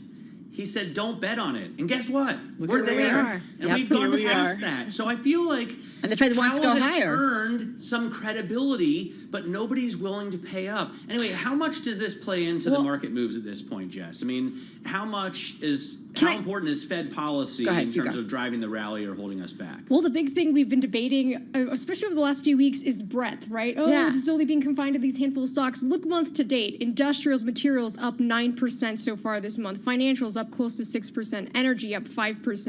And then if you all 11 sectors in the S&P 500 are higher. That's a broadening out. And also small caps up 7% when you're looking at the Russell 2000 this month. I want to go back to you, Janelle, for just a moment, because I do feel like what Jay Powell did is he left a lot of options open, right? And kind of placated everybody, because we understood in this meeting it could kind of go a couple of different ways, but he said, I'm going to take a break, see how things play out, but I'm also going to tell you guys I'm going to go higher, and we're not going to cut rates for several years. I think... Those are doors closed. No! That's options off the table. No! Yeah, they're not going to cut for a couple of years. Oh, He's my taking gosh, the option Matt. of cut But off the Matt, table. he could...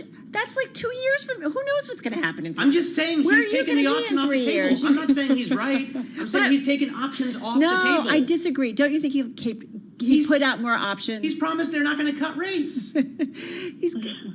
Janelle? Did he take a vow? I don't think he took a vow. Well, one thing, of course, who knows what will really happen in the end with the rate cuts, but what they're trying to send that message that that's not the direction that they're heading in at the moment, that the economy is still very strong, the labor market super resilient. And wasn't it a Fed, Jay Powell's whoa, whoa, whoa world, slow your roll kind of thing? I think that one of the things we're noticing is that they are moving away from forward guidance. So it's tough because they don't like to surprise markets. So usually what the market is pricing in right before the Fed meeting is what the Fed is going to do under Jay Powell. But at the same time, he's not ready to say today what they're going to do, in 5 or 6 weeks. And that's where he wants to keep his options open. So either they do raise again in July or they continue to wait for more information. They'll have at least 1 more month of data. They're going to compile all of the data that they've received since the last rate increase. And then we'll see. I mean, there is that big unknown about the banking stress, right? Will it really lead to a worsening of conditions? So far, what we've seen has been in line with what we were already seeing. So I think they just want to have that flexibility. Jess, when we get to fundamentals, because I think bottom line, we've been talking with Gina Martin-Adams this week. I mean, bottom line, when you look at the gains in the equity on the equity side of things, ultimately, will earnings be there to support it? When you're looking at earnings for the S&P 500... Or revenue growth, which always feels like is margin protection. So it looks like the margin low on the consensus expectations from Wall Street looks like the worst might be behind us, especially when you're looking at those consumer-oriented companies. And when you're looking at the second half of the year, as well as a year from now, it's looking more on the brighter side for earnings growth. Matt? Is earnings growth going to be strong in Q3, Q4? Because it's not in Q2, right? Well, so if you're looking at the back half of the year, right? So that's the question right now when you're looking at those earnings estimates. But so far, if you're looking at, I'll pull up the earnings tracker real quick here. Where do you look at earnings estimates? Because you and I have talked about this before, right? So I'm going to put this into our little chat that we have right here. It's a little more of a complicated function for BI. But if you're looking at this so far, it looks like they don't have it quite updated for the second quarter, but it looks like when you're looking more sort of the forecast for the second half of the year and then out from a year from now, obviously looking at, say, first quarter of 2024, close to 9% growth. Janelle, real quickly, 10 seconds. What are you looking for next week? What's on your radar? Oh, busy week. Powell is going to talk before the House and the Senate. We have the nomination hearing. So a chance for Powell to elaborate on what they're really going to be looking at to resume. Finally find out Jay Powell's favorite Dead song. Somebody's got to ask him. Jess Metton, Deputy Team Leader for U.S. Equities, Bloomberg News. Janelle Marte, Economics and Fed Reporter. Thank you.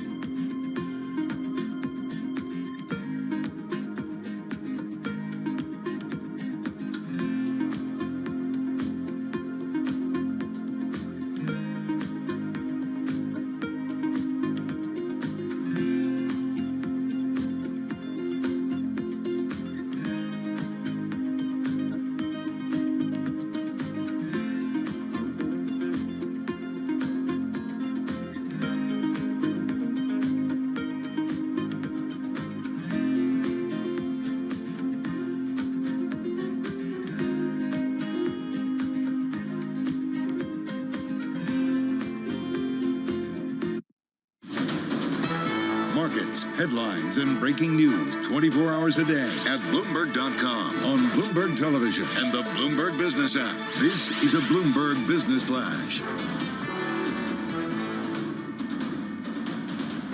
It's 3:21 on Wall Street. We do check markets all day long at Bloomberg. Worst level of the day right now for stocks. We have got just about 39 minutes to go ahead of the closing bell, with the S&P now down 8 points, giving up earlier gains. The S&P 4417, on track though for a winning week. Right now, the S&P 500 index is down by 0.2%. Dow Jones Industrial Average trading lower by 51 points now, down by about 0.1%. And NASDAQ is down 70, a drop there of 0.5%. The NASDAQ 100 index down 0.4%, while the Russell 2000 index of small cap shares down by 1%. 10-year yield 3.76%, with the 2-year yielding 4.71%.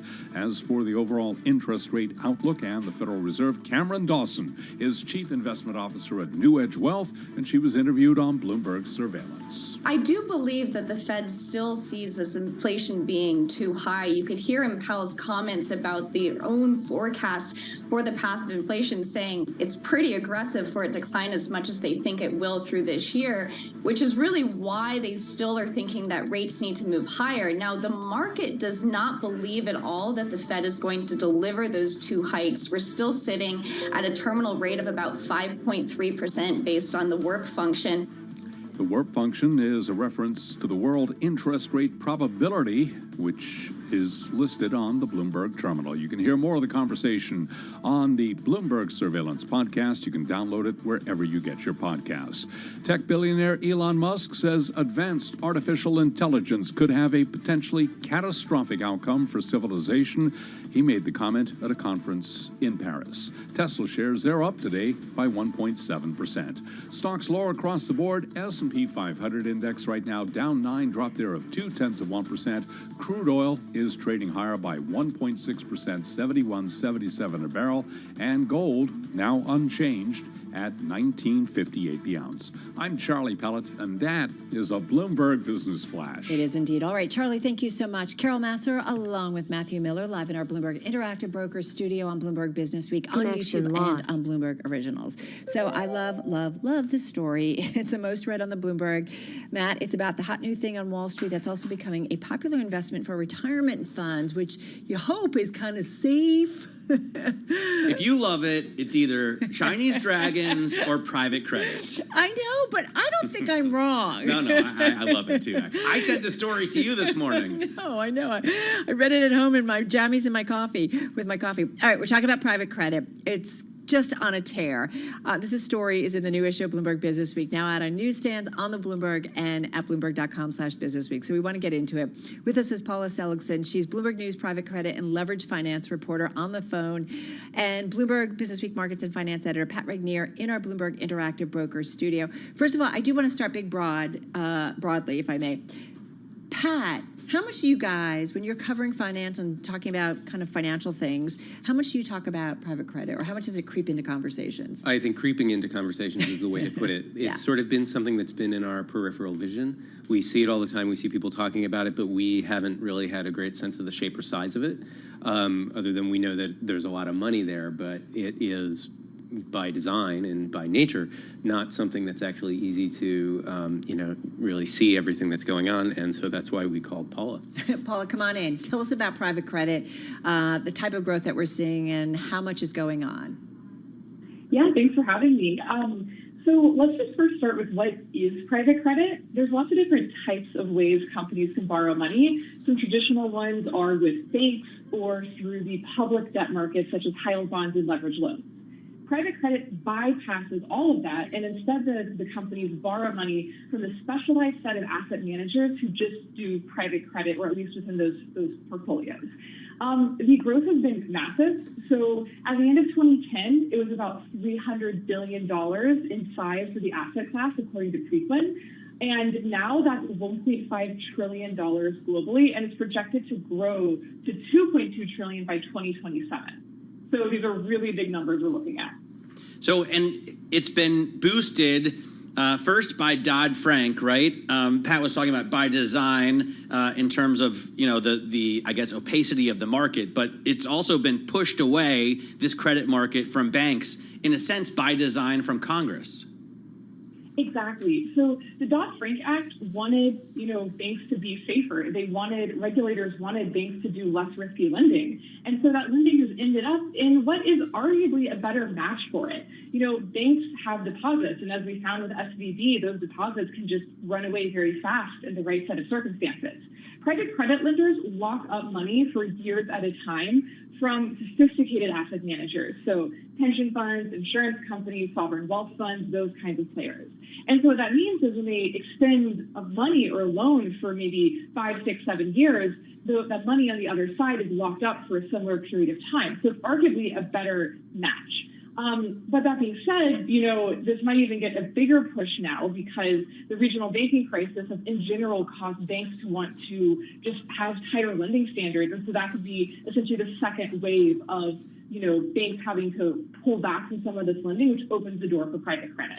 Paula, one of the things that I was fascinated by with this story is to me, it fits into a sort of a more big picture story about the rise of asset management as an important part of sort of what finance is, in many ways kind of supplanting the role of banks in more and more places. I mean, is that something that you see that that sort of like funds are where the money is? I agree completely. I want to be clear, though, banks still have a massive, massive role in the financial system. But when it comes to certain types of borrowing, certain types of transactions, they just can't really play in those spaces anymore. Or if they do, they have to do so in a much more conservative way. And, the saying, follow the money. There are a lot of asset managers who've been hunting for ways for years to find good returns. And so this type of lending is one of those. And that does mean these asset managers have a lot more power. I mean, in one way of thinking of this, it's not even just about risk or not risk. It's that a lot of companies now rely on private credit, not banks, to be there in times of need, to be there to provide credit, which I think is a very different flavor because these asset managers are not regulated in the same way, whereas banks sort of have this trade-off with regulators. They're very regulated, but government will step in and help them in times of need. But now these just private or public, but asset managers on the private side of markets are now doing it instead. Paula, are we getting to the point where private credit is going to be tested? It's getting big enough that it could be tested and provide or end up in some problems, if you will? Maybe systemically risky? I don't know. Like, how far can we go? Yeah, so I think systemic risk is a really important thing to think about. And I want to be really clear. Regulators have not said there is systemic risk in this space yet. How could there be systemic risk if this is money from investors rather than banks? Investors can go broke without breaking the financial system. Exactly. So that's why they're saying no systemic risk at this point, because if a bank fails, people can't withdraw money from their ATM. If a private credit lender failed, a bunch of, really sophisticated asset managers would take a hit on their returns that year, right? I'm not saying there's no risk, though. And I think where a lot of the question comes from is just how gray this area is. There's very little disclosure for part of this market. Part of private credit are what are called BDCs, or business development companies. And those are essentially public companies that have very robust disclosure through normal SEC filings. But much of the market is very, very private. So there's no sense of what loans are being done, what the leverage looks like, what the default rate looks like, et cetera. Even finding data about this is very hard. So while there does not appear to be any kind of systemic risk, I think there's concern in general over lack of transparency and regulators not knowing what they don't know. In terms of the potential test on the horizon, it's interest rates. That's the test all credit markets are facing. And so with interest rates being so high for so long, there are a lot of companies that just loaded up on too much debt when it was cheap. This is all floating rate debt, which means interest expense increases as rates rise. And so they are now being squeezed from having too big of debt loads. One of the risks that I think about, it may not be a systemic risk, but a sort of just a nasty surprise risk. I mean, because of the way that these funds are organized, and I assume they all have kind of, lockups. It could be a while before you find out that there's problems inside of these funds. They could be doing their marks and telling you that everything's looking great, and then one day people start to get a little nervous about it, and they want to take their money out of funds, and you start seeing them get gated. We've seen this with other kinds of assets in private funds. Is that something that we should be looking for? Is like the possibility that these things, they're just risks for the investors who are putting money in it? And just got about a minute left. Yeah, so I think the lockup is an important point. So when an investor puts money into a private credit fund, it is locked up for a long period of time. And you can't even really redeem that money in the way that you can with other types of funds. I think there is a fear that maybe things will seem to be great and then defaults will rise a lot. And, you locked up your money. There's not much you can do if the return ends up being much less than you expected. The counter argument, though, is that these investors have a longer horizon, right? So potentially they could fix things, they could recoup that money since they have a longer period with which to do that investment. I just feel like first of all, if you're a company going to private credit markets before banks, you're willing to pay more, obviously. Why would you, Baxter in the lead, why didn't they first go to banks? Because a lot of times banks aren't willing to do the lending. So they had to pay more. Especially when you go if you talk to these guys, like the middle market space, banks aren't always so willing to lend to them. So they've got to find another alternative credit. And then I think if the public is the one giving you the money, and if you they're the last to get in, right? Before it goes bust. And these guys want to open it up to individual investors in a big way and let them have access to it. So I think this is why it's getting a lot more attention. Paula, thank you so much. Paula Seligson, leverage finance reporter at Bloomberg News. Pat Regnier, thank you. Markets and finance editor at Bloomberg Business Week. Check it out. It's in the new issue of Bloomberg Business Week magazine. Should we go to news? Let's do it. Let's get to Nancy Lyons right now. She's in Washington, D.C. at the Bloomberg 99.1 newsroom. Nancy? Thanks, Matt. A 2-year investigation at the Minneapolis Police Department brought on by the death of George Floyd has found plenty to criticize. Attorney General Merrick Garland says the probe uncovered a pattern of excessive force and discrimination. MPD stopped Black and Native American people nearly 6 times more often than white people in situations that did not result in arrest or citation, given their shares of the population. Merrick Garland says the city has implemented some changes, like a ban on chokeholds and no-knock warrants, but he says more needs to be done. The report includes 28 recommendations for improvements, and he says the city and the police force have signed a consent decree that means they'll be independently monitored. Well, heading into Juneteenth weekend, a new poll is taking a look at Black Americans' views on the economy and race relations. The survey from Ipsos and the Washington Post finds nearly half of Black Americans think it's a good time to be a Black person in this country. That's up from 30% in 2020, the year of the racial justice protests following George Floyd's murder. 31% say their financial situation's gotten better in the last year. That's up from 25% in 2022. At the same time, 69% of Black Americans surveyed say it's a more dangerous time to be a Black teenager than when they were younger. In Washington, I'm Nathan Hager, Bloomberg Radio. A guilty verdict today against the man who carried out the deadliest attack on Jews in U.S. history. Robert Bowers has been convicted of barging into the Pittsburgh Tree of Life synagogue and killing 11 congregants. Daniel Ellsberg has died. He was the defense analyst who leaked the Pentagon Papers, revealing secrets about the Vietnam War. He was 92. He announced back in February he was terminally ill with pancreatic cancer. Global news 24 hours a day, powered by more than 2,700 journalists and analysts in over 120 countries.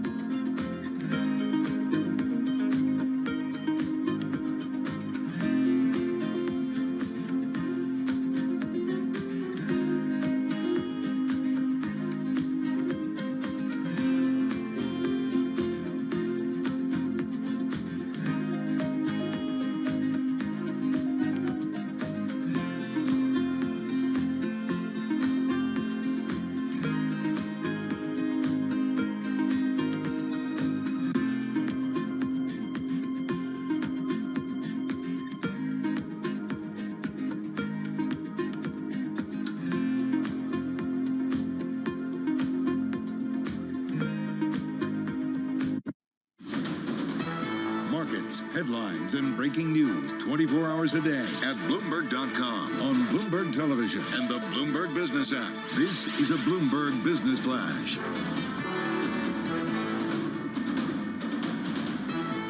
It's 3:40 on Wall Street. We do check markets all day long at Bloomberg.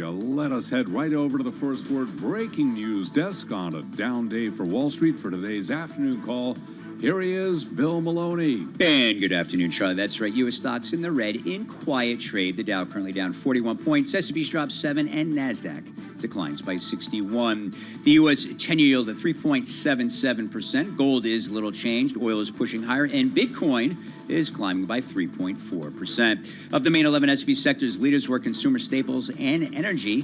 Telecom and tech led to the downside. And leaders to the upside in the Dow, Intel and Walgreens, while Disney fell 2% and led to the downside. After earnings, Adobe rose, and regarding IPOs, Kava fell as much as 17% after soaring in yesterday's IPO.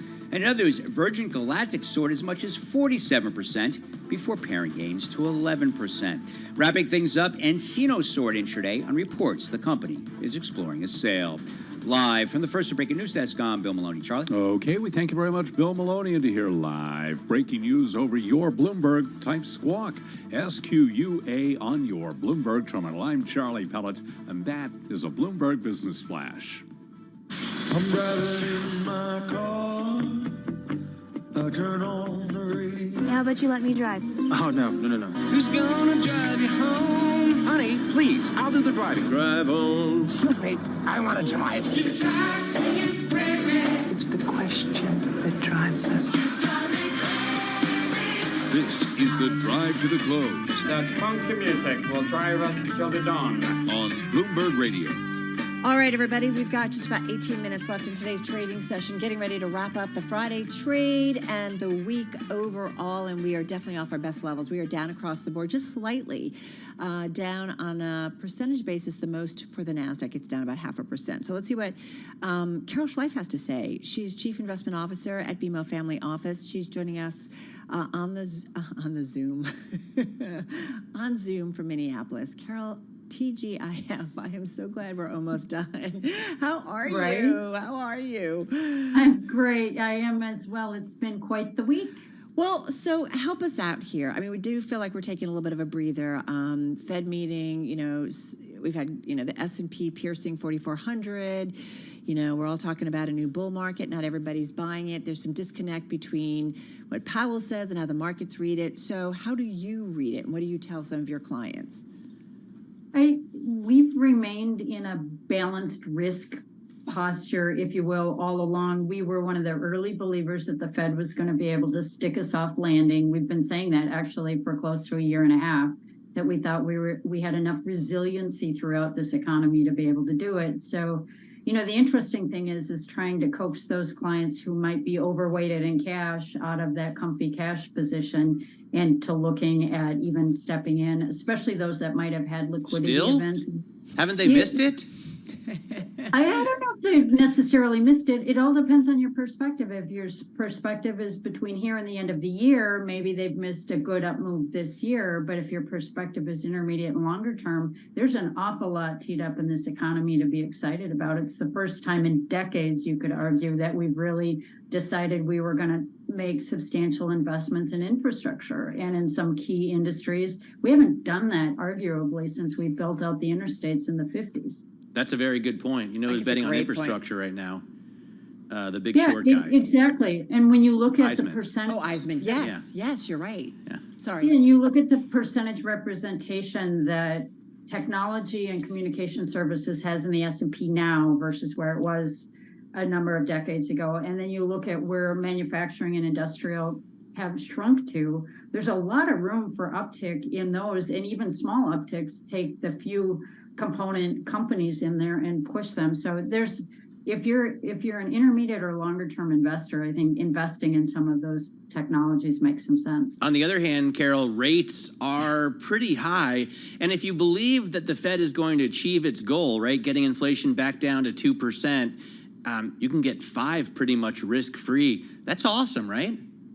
It's awesome in the short run, but if we do see the Fed bringing the rates back down, the short rates eventually are going to come down. And is the market going to have moved as so much that you choose not to get in? And it's hard because if you're doing investing right, at the key points when you need to be trimming and when you need to be buying, it never feels comfortable. In fact, it almost always feels exceptionally uncomfortable if you're doing it right for the long run. And so that's where, when I mentioned a balanced approach, we're not saying sell all of your cash. We're saying if you're overweighted in cash or short-term fixed income, consider some other alternatives out there, even broaden out the fixed income. And we are getting to a point where we're watching pretty carefully because you've seen yields move up and maybe extending out durations. We're not there yet, but we're watching a lot of things pretty carefully, but also trying to remain invested around the globe.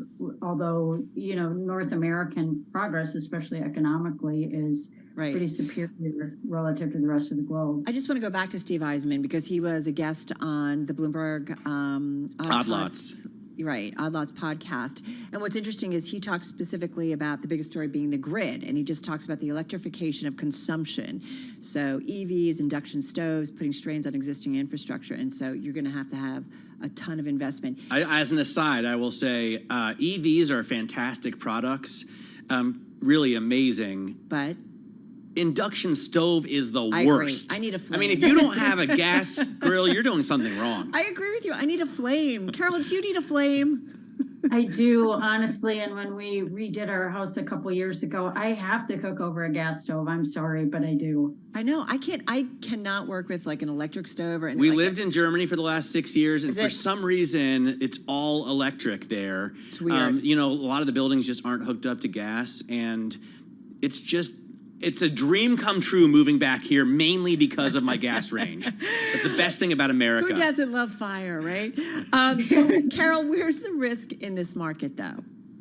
Well, I think the risk is getting too long or too hyped up in one particular. It's over concentrating one place or another, and I think like big tech, big tech.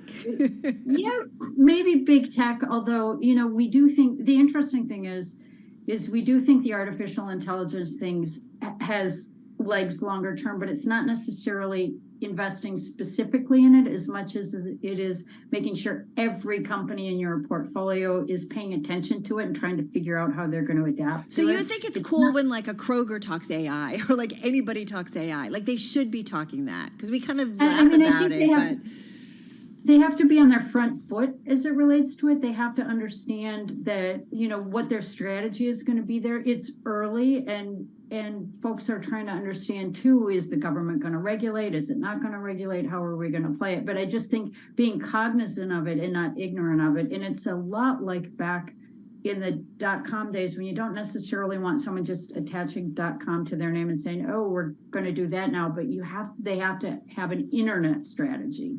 Carol, can I ask just from a broader perspective, you've spent decades working with ultra high net worth individuals. Are there traits that they all have in common when it comes to their investment strategies that we, that they want to make don't money? have?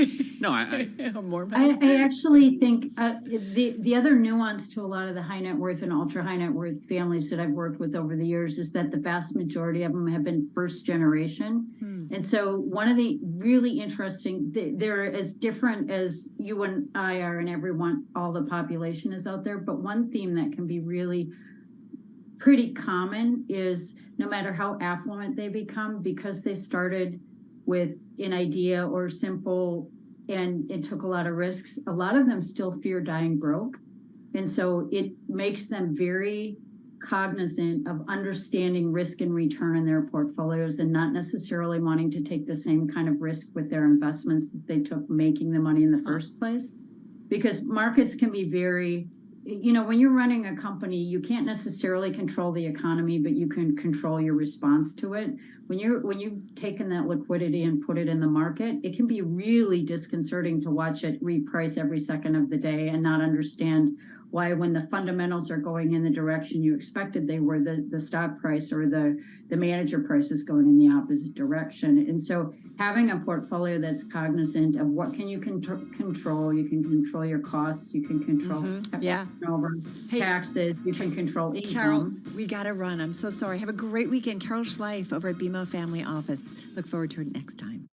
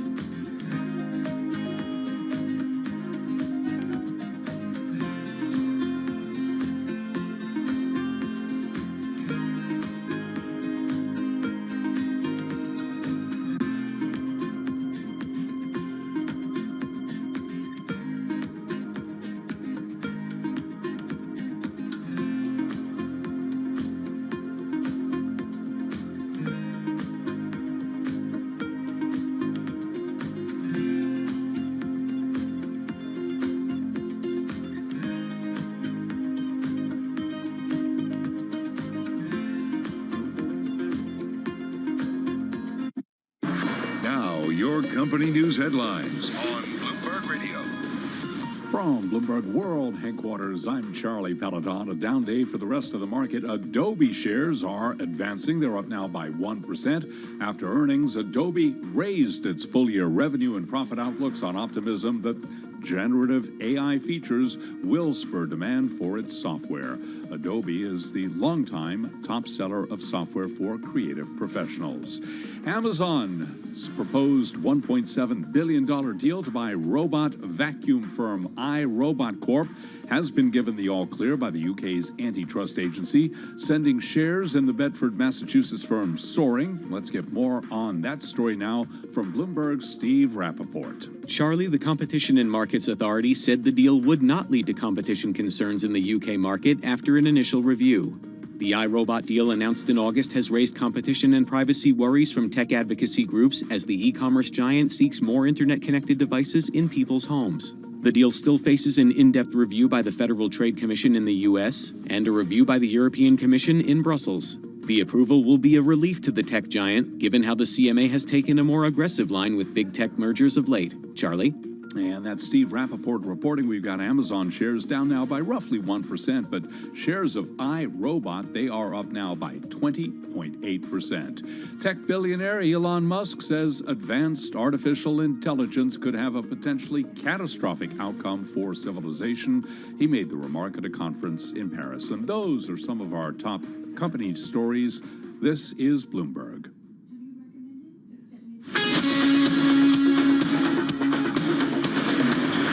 This is Bloomberg Business Week with Carol Masser and Tim Stenevec on Bloomberg Radio.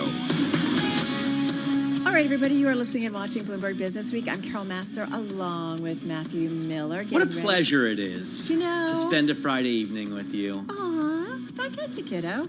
Do you know when you said 25 years to Joel, I was like, oh my God. Well, it's actually, I was exaggerating a bit. It was like 23, right? isn't it? The first time we ever recorded a television program together was, the first time I was ever on air with you was, I think. In the mornings when you were overseas. Could have been September 11th, 2001. No, well, maybe together. But you were overseas in London, right? You were reporting, and you do TV hits in the morning. Yep. Yeah, okay. Fast forward. We haven't changed a bit. Want to talk about super yachts? I thought we were going to talk about super yachts. Can we talk about that? Yes. Yeah. I couldn't focus. Sarah's like, come on. This is among our most read stories. It did cross kind of late morning. Former Google CEO Eric Schmidt, remember when he was the adult in the room? Yep. He bought the Alpha Nero super yacht that was ditched in Antigua in March 2022 after Russian troops invaded Ukraine. $67.6 million. Wow. Baby grand, swimming pool. That turns into a helipad, because if you're gonna have a pool, you should have a thing that can like go across. Yeah, totally agree. Yeah. The interesting thing is, who gets the money? Would you want to buy an oligarch's yacht? 100%. But what if they're like, hey, that's mine? Oh, good point. Like they have people. Right. So, but the U.S. Treasury says it belongs to Russian fertilizer billionaire Andrei Guriev. Correct. But I believe, it was abandoned in Antigua. But Guriev denies that it's his. Well, whose is it then? Somebody's. There's a company, a holding company, a shell company, right? That owns it. Actually, Guriev's daughter filed a last-minute injunction claiming the yacht was hers. Those kids, man. But now she says it, right? For the last few months. Where were you? He's been denying it. It's not my yacht. But you didn't say it's my daughter's. You know, like there's a little There's a little Monty Python in here. Yes, it is. Or what's interesting is, well, then does she want to pay the $112,000 a month to keep it going? Because you have to pay a lot to take care of these yachts. I just wonder crew, if keep the engines going. Does the money go to her then, if she can prove it's hers, or does it go to Antigua? Antigua's been paying the bills for this thing. I don't know, man. I'm looking. I don't know. Some of the proceeds are going to cover some of the maintenance. To be continued, because we got to go to Beyond the Bell because it starts right now. Nice.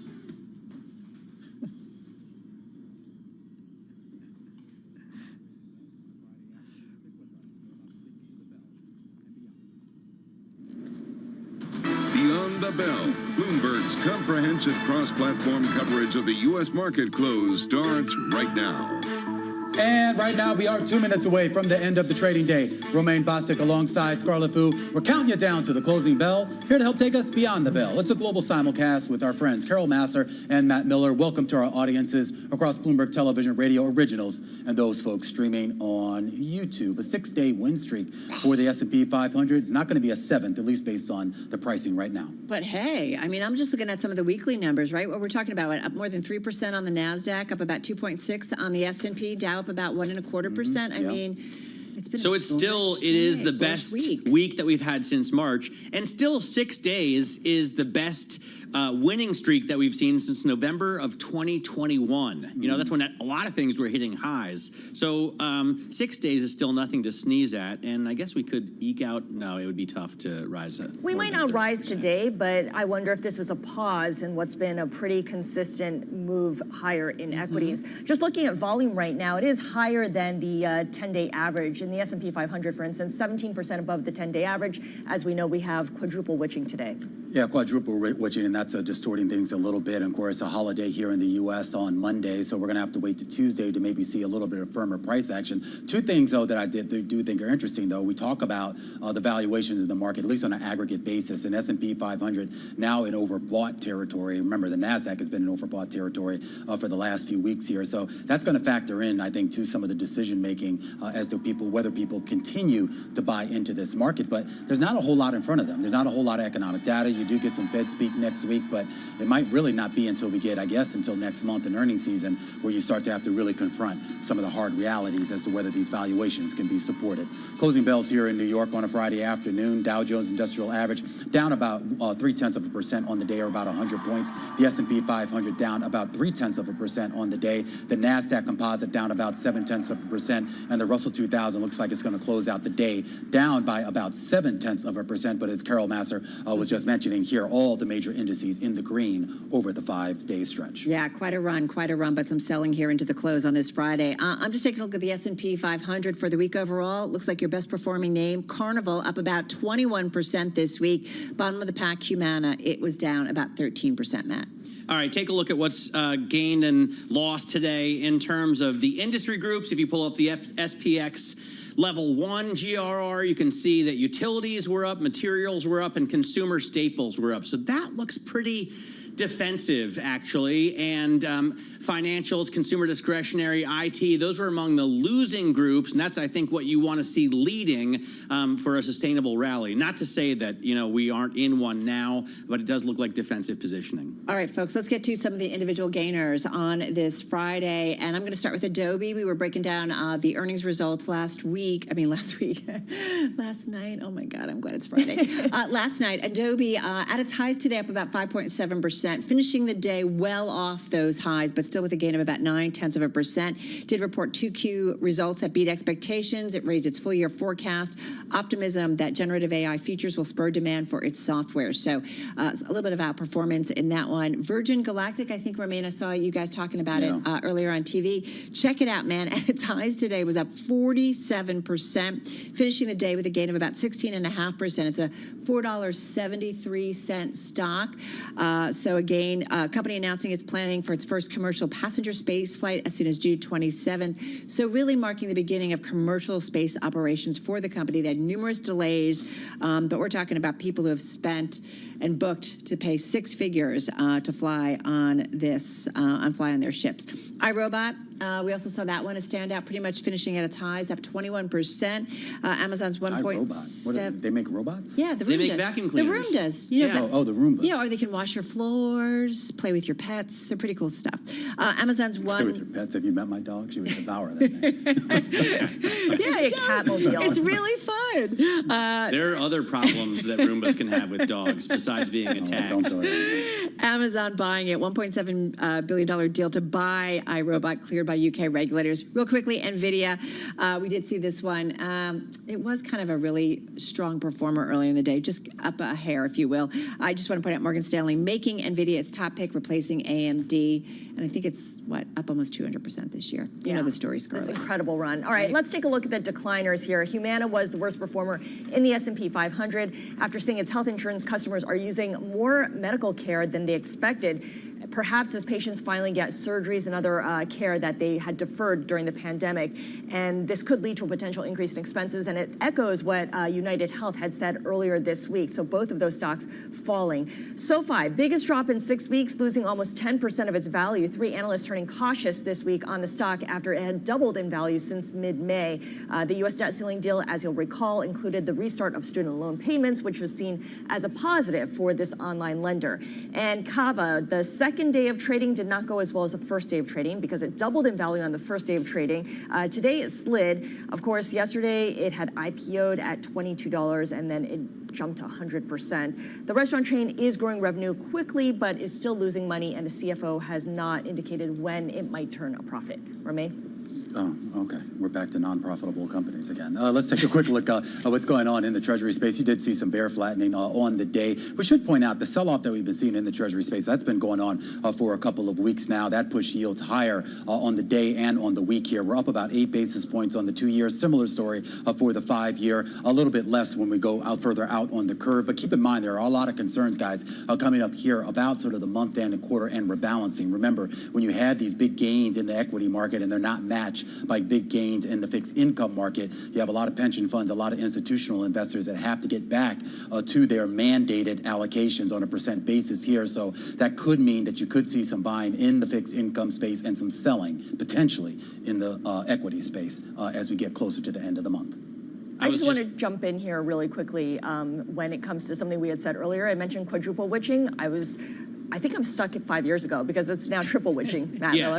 Well, it was recently, right? But triple witching is stock options, index options, and index futures. Yeah. And there used to be also kind of single stock futures, but they didn't really trade, so there aren't anymore after the firm that ran that trading is done. So there can only be 3 witches at the most, maximum 3 witches. Well, a lot of activity going on. Hey, I'm already thinking about next week. It is going to be a shortened trading week, and we do have Jay Powell going up on Capitol Hill, his semi-annual testimony on the economy. I think it's going to be very interesting coming off of the meeting this week, where I think a lot of people continue to scratch their heads about kind of what the Fed did and said, what they might still do, and so that'll be certainly closely watched. Certainly the first day of testimony, right? Yeah, I mean, I guess. I mean, I always feel like we always, say, oh, he's going to say something, then he goes there and he doesn't say anything, or he just repeats what he told us at the press conference on last Wednesday. Well, maybe he'll clarify what he said at the press conference, because he did say rate cuts. No, you're going to have to wait a couple of years for that to happen. Well, and you talked about the housing market too. He said the housing market bottomed and it's back on its way up after it did come down a little and bounced last month, but it's only 1 month. I think it's the Senate first this time, so the Senate tends to ask smarter questions. Really? Okay. I mean... Smarter. I guess that's relative, right? It's relative. It's all relative. According to sources and voices from But you know what? Both parts of Congress ask a lot of grandstanding questions where they make a lot of statements and there might be a question They're at not the really end. even questions, right? No, they're statements. It's just basically a statement. And then They're they platform. say, I'm sorry, pal, we're out of time. Well, I want to go back, Romaine, to what you had discussed with Larry Summers, this idea that perhaps there was internal politics that Jay Powell was trying to get around or work through in his various comments at the FOMC presser. Why do you think it's so important for them to have a unanimous vote for the FOMC decision? I've asked this question of several people here, and I think a lot of it is just optics, right? The idea is that they want to make it clear to the public and investors that, okay, we all agreed on this as one here, but it was easy to do that. For the first few hikes, right? When did debate become such a bad thing? When did different opinions become such a bad thing? Sister. I agree with you 100%. The Bank of England is okay with dissension in policy votes. Why isn't the Fed? I don't know. It's kind of crazy. Hey, speaking of central banks, we've got 7 central banks meeting, including the Bank of England. Any big ones? Bank of England? Bank of England. That's still going? That's still going, yeah. Ouch! Man, what's with you today? I like it. You're a little snappy. That's it. No, I love England. I love England. Okay, I do too. What's not Where is Big that Ben? again? Is that in Europe? Hard to believe, given his It's in Great Britain. I heard not in Europe. I heard you're a big royal watcher, Romaine. Oh, I love the He's royals. a big fan of the Sussexes. You know me. I'm going to start listening to that podcast that I heard that Prince Harry and Meghan Markle had. No, it's too late. It's done. What? Well, they're breaking. Wow. You can go back and listen to season 1. Matt is saying enough kids. All right, we got to wrap. Have a great weekend, everybody. You stay too, safe. Carol Massar. All right, you too, Romaine Bostick, and you too, Scarlett Fu, and you too, Matthew Miller. Bye, guys. All right, we'll see you again, same time, Have a same great place weekend. on Tuesday.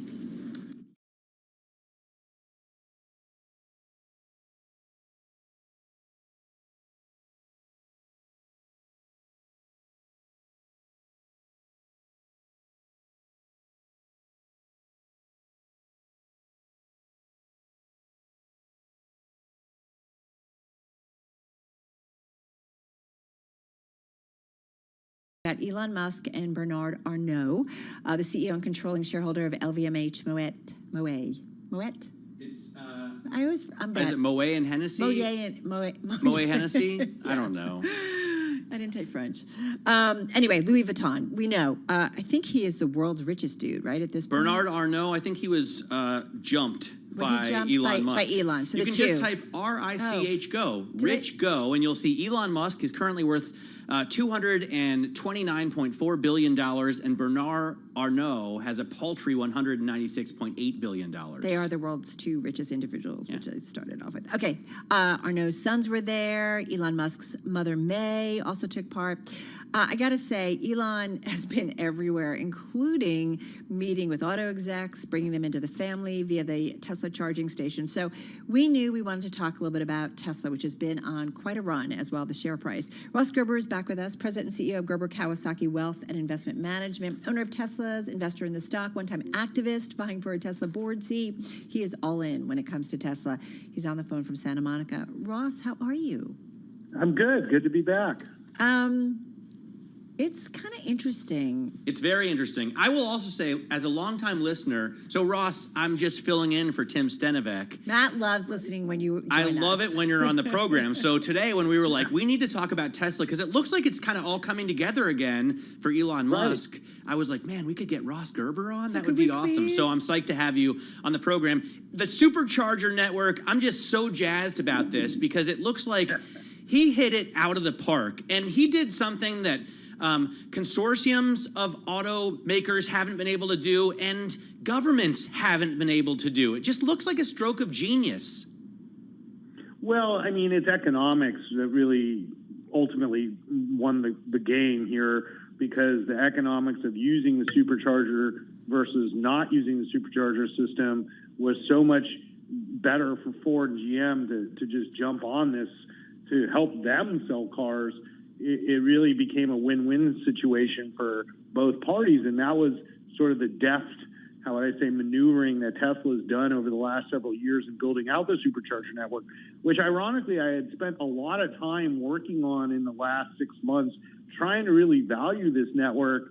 And now I'm like, wow, they just killed it. Like, this is an amazing thing for Tesla.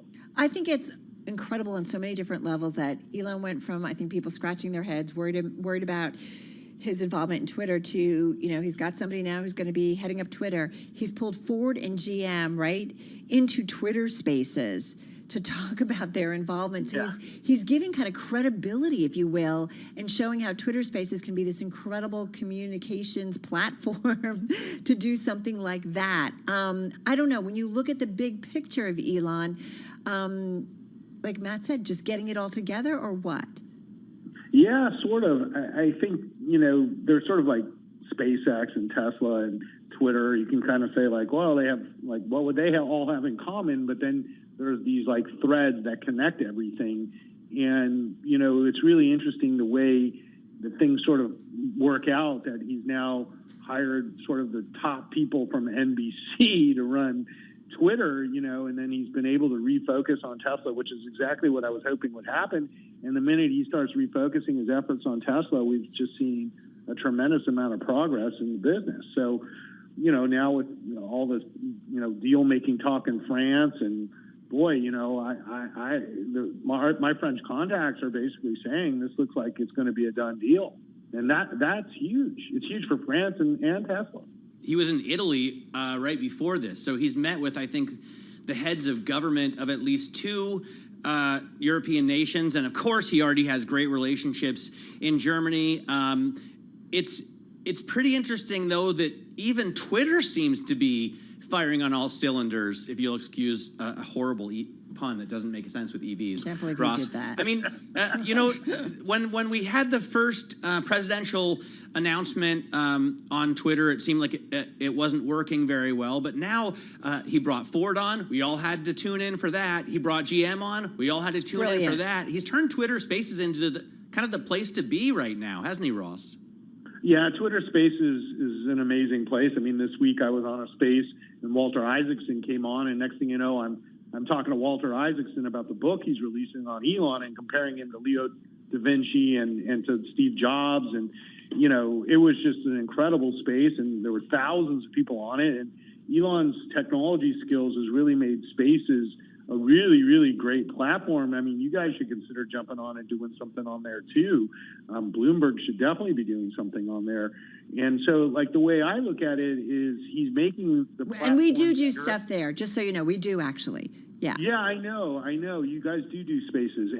And I just think for media organizations, for example, this is a great opportunity to extend your brand, And then at the same respect, as a platform from the technology perspective, Elon's technology chops are like nobody else's. And there's no question things like spaces have benefited greatly from these skills, where you can now have several 100,000 people on a space at the same time.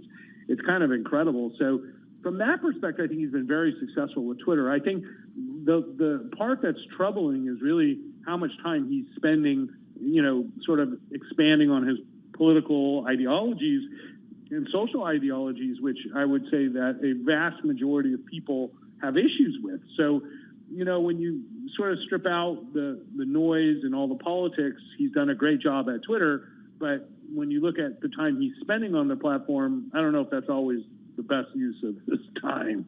So it's almost never the best use of your time when you're on Twitter. That's why Carol doesn't get enough sleep. No. Well, so wait, with his trip over, and his meetings in Paris, I'm just wondering, so is this a sign that increasingly Europe is going to become a bigger part of what he does and where he devotes his time and where he makes his investments?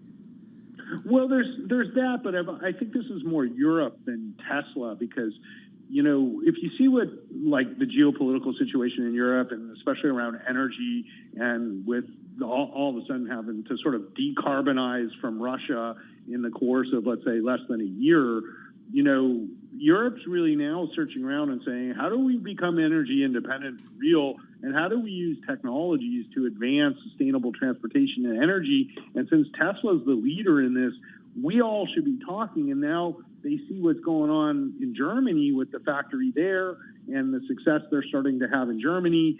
And Europeans do love Tesla. So it makes a lot of sense for these countries to be courting Tesla to open up another gigafactory in Europe, because it's a very large, the EU is a huge block of EV buyers, and more people buy EVs as a percentage of new cars in Europe and Asia than they do in the United States. So there's a lot of upside for Tesla to continue to expand in Europe, and finding a good partner in, sort of, I would say, like, as a competitor to Germany, it's kind of the game I think they're trying to play. Ross, I was, so I'm test driving this AMG Mercedes this morning. I'm driving in 577 horsepower, and I got absolutely smoked by a Tesla Model S. Yeah, because they're so quick off the line, and it's also much later. But I looked at it and I thought, man, it still looks kind of old now. It's getting along in the tooth. Are they going to redesign their fleet at some point? Well, this is a great, question, and one I don't have a simple answer for, because I agree 100%. And Tesla has never really changed their designs that much from their original, make. And then, most car companies try to change their design somewhat almost every year to make, their brands fresh or sort of spruce it up. So we are expecting something with the Model 3 and a spruce up there. But I think this has been kind of one of my issues. Like, I think legitimately Tesla doesn't care about the high-end car market. They're sort of ceding the Model S and X to the Rivians and the Lucids and the other high-end EV makers. And they're sort of saying, our goal is to make cars cheaper and mass affordable than be sort of like a Rivian, where we're only going to sell cars to rich people. Interesting. All right. Hey, Ross, thank you so much. Have a great weekend. Ross Gerber, President and CEO at Gerber Kawasaki Wealth and Investment Management, on the phone from Santa Monica, California. He made a joke about his secret to his drive, Elon Musk, was crystal meth at the event in Europe. But he said, I'm only joking.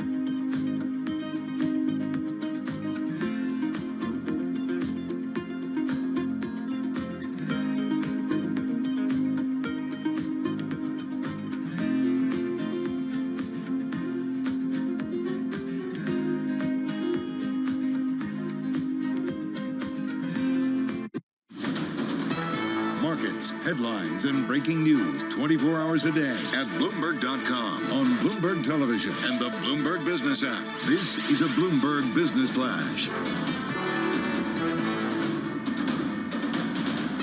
It's 4:21 on Wall Street. We do check markets all day long at Bloomberg. A down day for the Dow, the S&P, NASDAQ, and the NASDAQ 100 index. It was an up week, a seemingly unstoppable advance fueled by Wall Street's obsession over anything related to artificial intelligence took a breather today. 5 weekly gains, though, for the S&P 500 index this week, up by another 2.6%.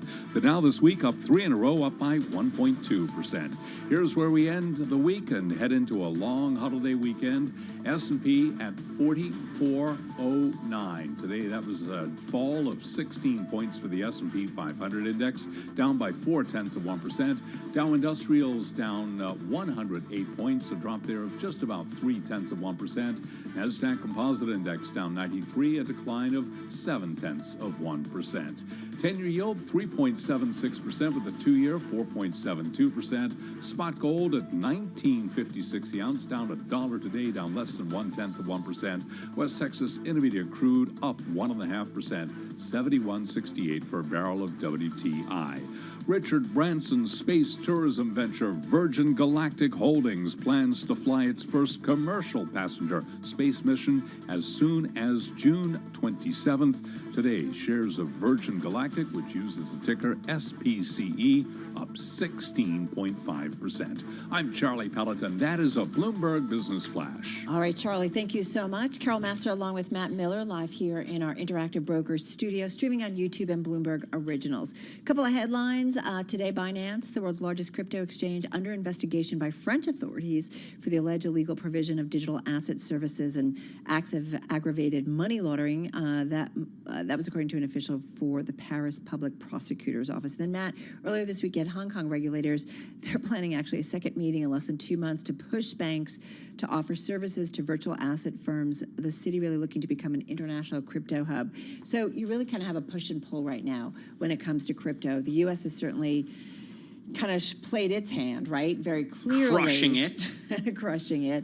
And then there are others in the rest of the world saying, okay, we'll figure it out. Exactly. And that could be to our detriment later, right? Time will tell, as we push this emerging technology outside our borders, or if it turns out to be something that's bad for humanity, maybe it's better for us. Wait, are you talking about AI? Wait, I'm a little confused. I'm talking about crypto. No, I know. AI, I think, is NBD. When I say bad for humanity, I think of social media. Okay. Right? That's something that's like clearly a cancer on society. But crypto, you don't But we've think so. embraced it. All right. Well, anyway, there's definitely been carnage in the crypto space. So let's get to it. And certainly the most recent when it comes to the SEC suits against both Coinbase and Binance. Corey Clipston is CEO at the crypto trading app Swan Bitcoin, back with us on Zoom in LA. Corey, good to check in with you again. There certainly has been quite the clampdown here in the United States. What do you make of the SEC suits? Yeah, hi, Carol and Matt. It's great to be back. It is a pretty fascinating time, isn't it? This is kind of the what a lot of folks in the Bitcoin space, meaning Bitcoin, none of the altcoins, have been predicting was going to happen for many years, frankly, going back to, I think it was February 2018 that Jay Clayton started to make it very clear that his position and the SEC's position, even that far back, was that pretty much everything other than Bitcoin was going to be a security, other than maybe some of these smaller proof of work coins that don't really have much market cap would probably be considered commodities as well. And I think we've seen that pretty consistently broadcast from Gensler's SEC over the last couple of years. And you can do all of the legal screening that you want with your own internal lawyers if you're a crypto casino or a crypto exchange. But at the end of the day, that doesn't make law. And so the laws on the books basically say these things are securities, and they'll probably have to get laws changed by Congress if they want to operate these sort of crypto equities in the Exactly. States. I mean, fighting the SEC is not usually a winning strategy. Maybe it's better to appeal to the people and try and get things changed at a congressional level. Looks like that's what Coinbase, for example, is doing. Corey, is it are proof of stake tokens or proof of stake blockchains more likely to be securities than proof of work blockchains? Yeah, I think that's pretty much inevitable. I think that it's, one of these things where they say, like, if it walks like a duck and talks like a duck, acts like a duck, it's probably a duck, and that's interest, right? So I think that's, we also have not seen any proof of stake project remotely approach decentralization. The Ethereum roadmap is still completely controlled by Vitalik. The whole ecosystem is marketed by kind of an Ethereum industrial complex of Consensus, Ethereum Foundation, Coinbase, Circle, Andreessen Horowitz, Paradigm, few venture funds. So they can say all they want and try to get Ethereum to be the one centrally controlled crypto that gets a pass, and that's, I think, what their kick save is to try to get through. But it doesn't have the benefit of being true, and so we'll see how that plays out. What I just love it. I don't have an opinion officially, so I'm not saying I totally agree, but if I were a person who had an opinion. First of all, you always have an opinion. I've never found proof of stake to be. To me, it doesn't fulfill the OG, promise of crypto, and it certainly doesn't feel decentralized at all. For those who aren't cool kids in the room, just talk a little bit about, Corey, if you will, proof of stake versus proof of work, because it has to do with verification of crypto transactions. But why this is an important argument? At the end of the day, proof of work means that you're expending energy to secure the network, and proof of stake means that you're just trusting humans to kind of coordinate together. And basically, the rich get richer. And if you have more Ethereum or more Cardano or more Solana, then you get more. And that fundamentally leads towards centralization. The second derivative of that is more and more centralization, regardless of where your starting point is. And it basically just means that humans are still running it, and humans change the monetary policy. As we've seen throughout the history of Ethereum, for instance, the monetary policy is just changeable at a whim according to the directives of Joe Lubin at Consensus and Vitalik Buterin at the Ethereum Foundation. Tell us about Swan and how consumers can use it, can interact with your company, and then who custodies the Bitcoin? Yeah, so we are a pretty diversified Bitcoin financial services firm. So at present, we offer brokerage, we offer the Swan IRA, we offer private client services through swanprivate.com, and then we have a whole wealth division that works with financial advisors and RIAs and helps them get Bitcoin into their client portfolios. Later this year, we'll be launching Swan Custody. We purchased a company called Spectre last year, which is one of the top multi-sig custodian softwares out there. It's free open source software, and that team has been building on top of their protocol to build Swan Custody. And then we're also launching asset-backed loans, should be in market with asset-backed loans this summer. And we think with those services, you basically fulfill essentially all of the needs, or most of the needs, that anyone who is into Bitcoin and thinking about it for their business or for their portfolio or their family would need to sort of check those boxes to have a relationship.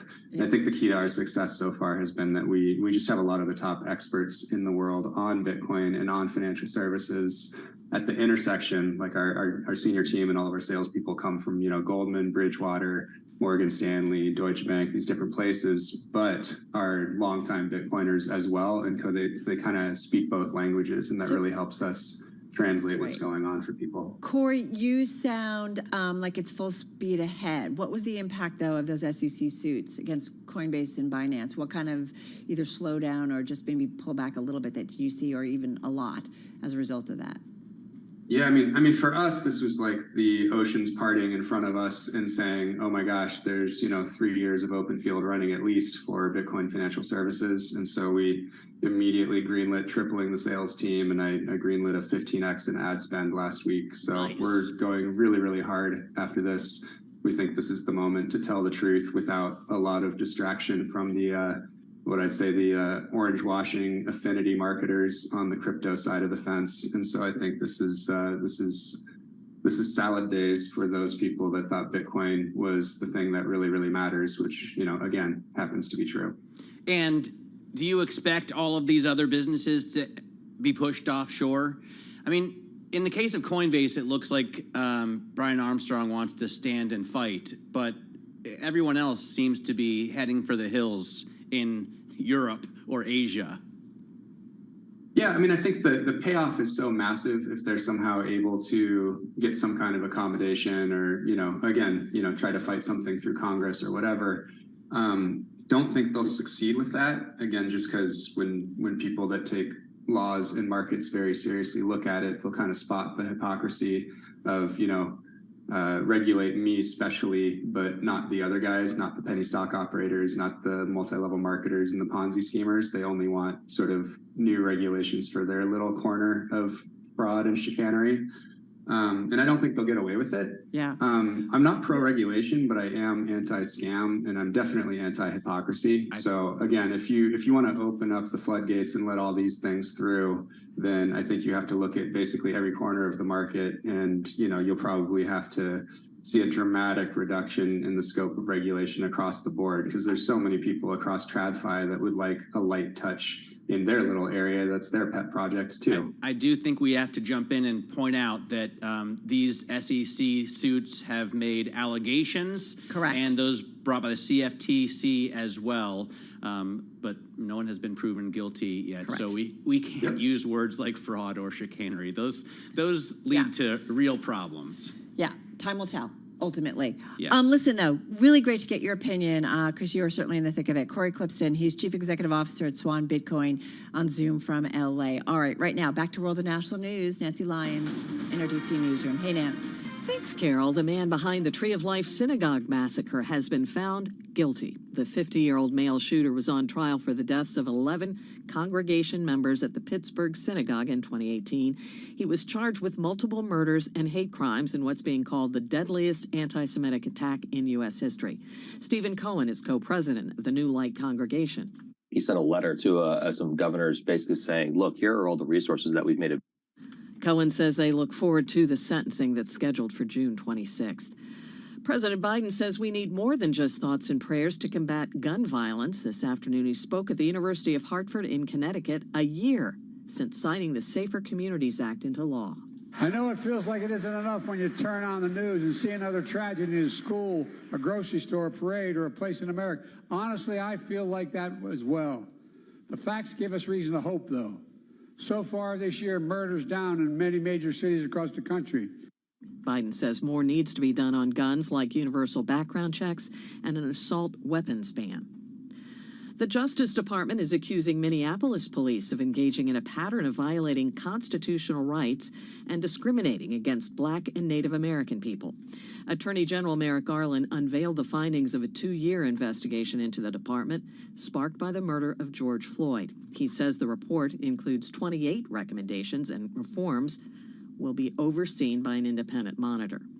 Pope Francis has returned to the Vatican after being discharged from a hospital in Rome today. The 86-year-old was recovering from abdominal surgery. The pontiff left the hospital in a wheelchair and spoke with well-wishers.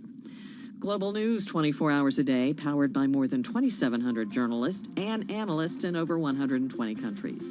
I'm Nancy Lyons. This is Bloomberg.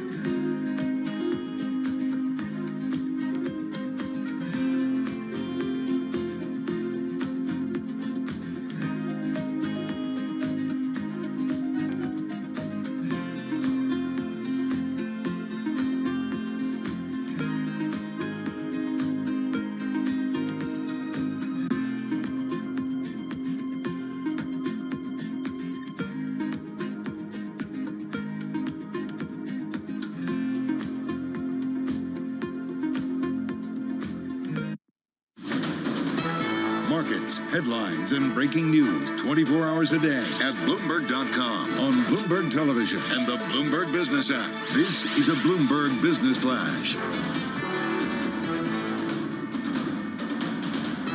It's 4:40 on Wall Street. We do check markets all day long at Bloomberg. The Dow, the S&P, NASDAQ, and the NASDAQ 100 index all ended the day in the red, as did the Russell 2000. We begin there. Small cap shares lower today by 0.7%. NASDAQ 100 index today tumbled 0.7% as well. The NASDAQ Composite Index was down 0.7%. That was a drop of 91 points. The S&P 500 index finishes the week at 4409, lower today by 16 points, drop there of 0.2%. Dow Industrials down 109, a decline of 0.4%.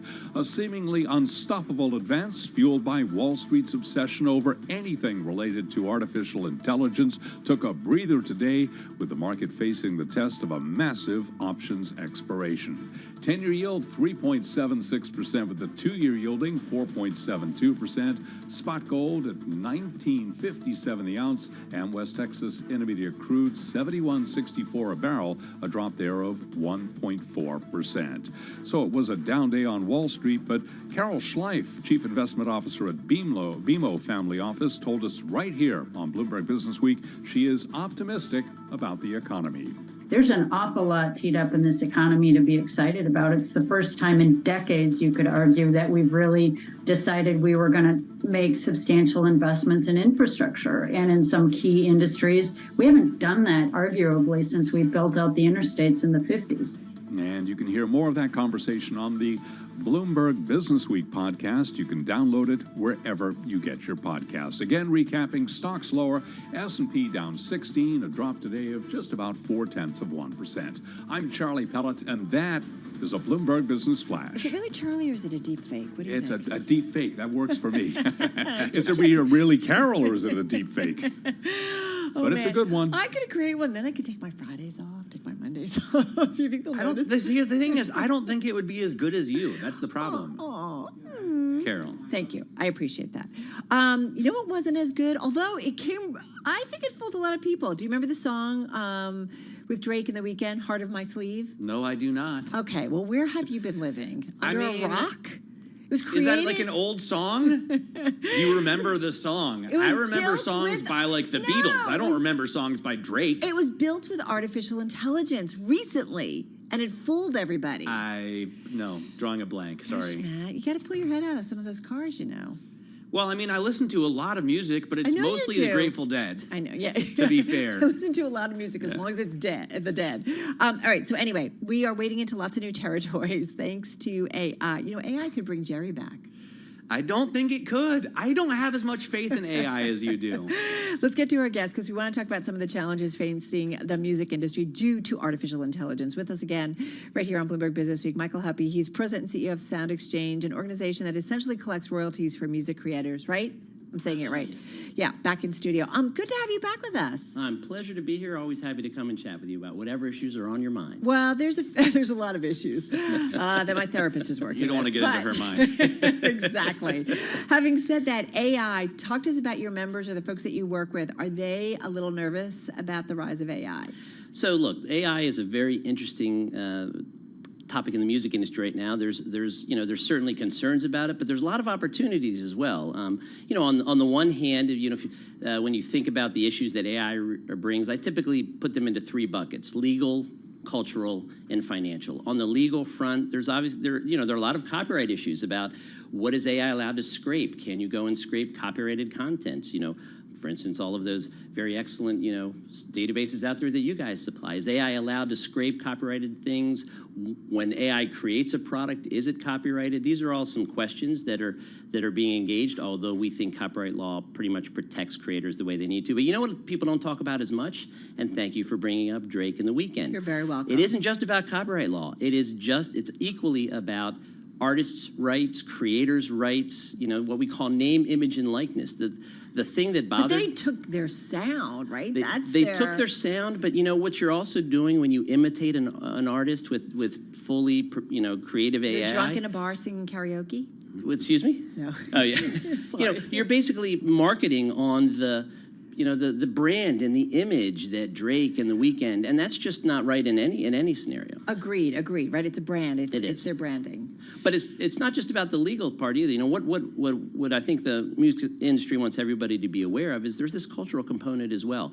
There's something about human artistry that we're actually part of a coalition called the humanartistrycampaign.com, and it talks about, as an industry, not just music, but all the creative industry, it talks about, look, AI is a really cool tool, and we should talk about the benefits that it brings to the music industry and elsewhere, but let's not forget the human element. Let's not forget the value that human artistry brings. I think that's irreplaceable also, Michael. I mean, to be fair, AI could be really helpful in the studio. If you're a guitarist, like a singer-songwriter, and you want a certain drum beat, you can probably much more easily now get AI to create that for you with whatever time signature you want and, whatever drum kit you want it to sound like. But you're not going to be able to write the kind of hit that resonates with people, for generations with a software program right now. So you are absolutely right on, and it reminds. I disagree. I think you're going to be able to use AI to write songs. Yes, you can use AI to write songs, but you're not going to be able to churn out a Stairway to Heaven. You're not going to be able to do a Eagles Greatest Hits Volume 2. You're not going to be able to get an Alanis Morissette, something that sells millions of copies and speaks to people in their hearts for 20, 30, 40 years.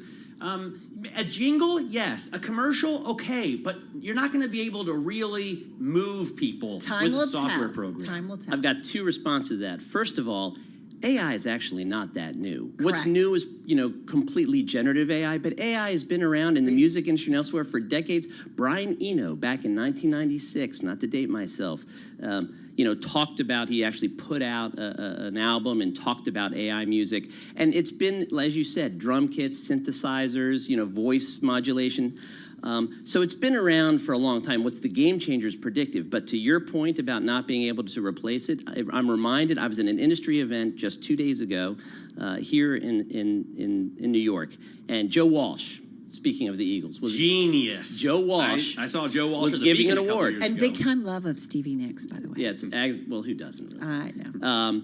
And he had a great quote that stuck with me. He's talked about AI briefly when he was giving this award. And he said, look, we're all being told that the future is AI, and pretty soon hits are going to be shot from these digital cannons at the speed of sound, and we're all going to become obsolete.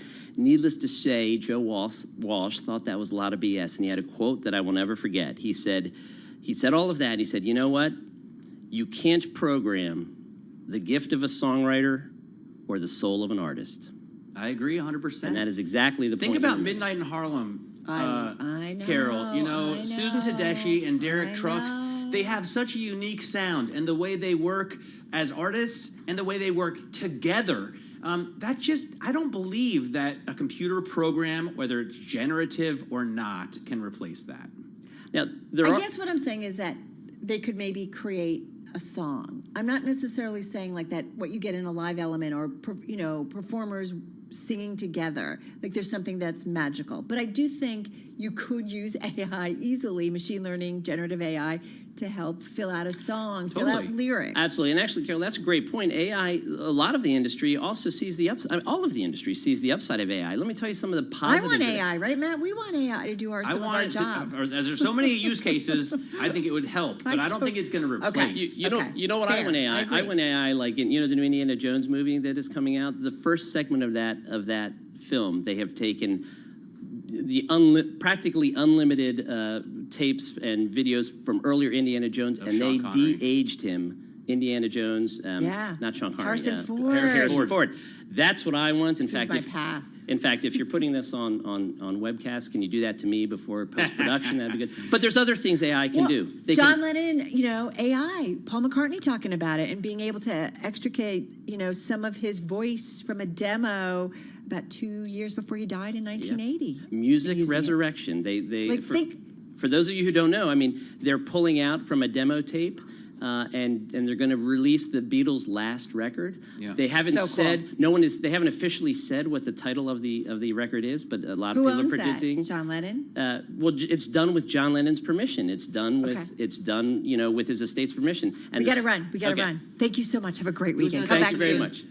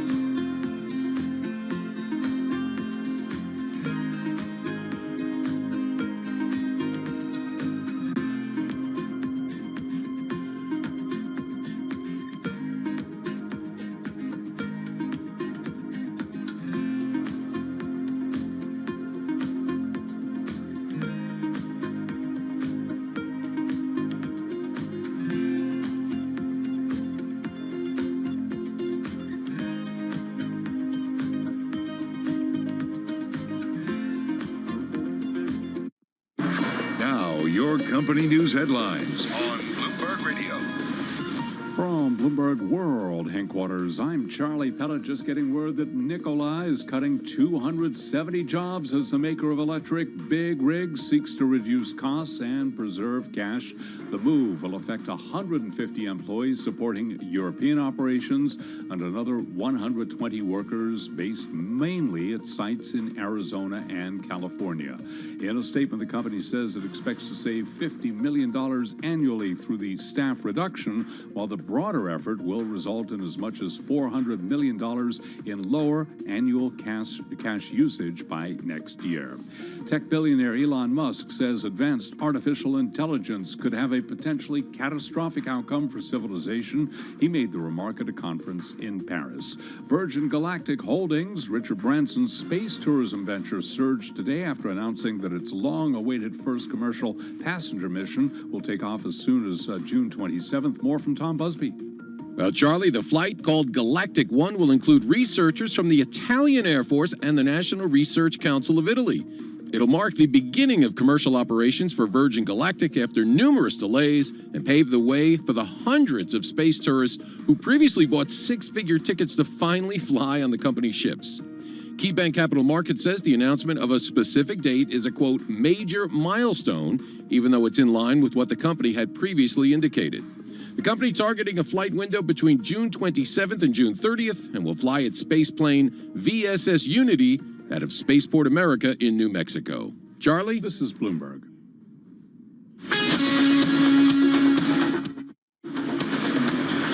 You're listening to Bloomberg Business Week with Carol Messer and Tim Stenivek on Bloomberg Radio.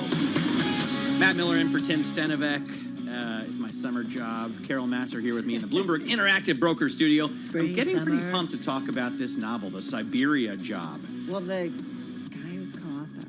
Right. Well, it's based on a true story, and it's the dude on whom it is based. Correct. Is about to come in. So I'm pretty pumped about that. Right now, I want to go over to Nancy Lyons. She's in the Bloomberg 99.1 newsroom in Washington, D.C. Nancy?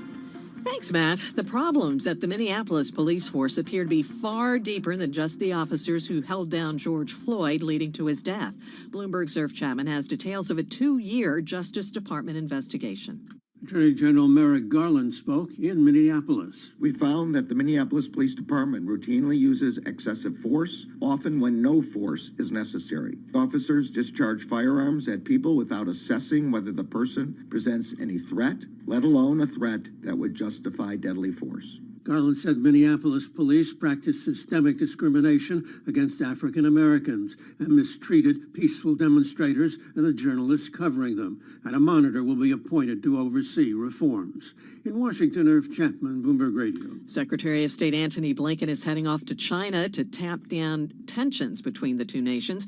Bloomberg's Enda Curran says it's not likely the trip will result in any deals, but it could signal a new chapter for relations. The first thing to look for will be basically the reception that Mr. Blinken gets when he arrives.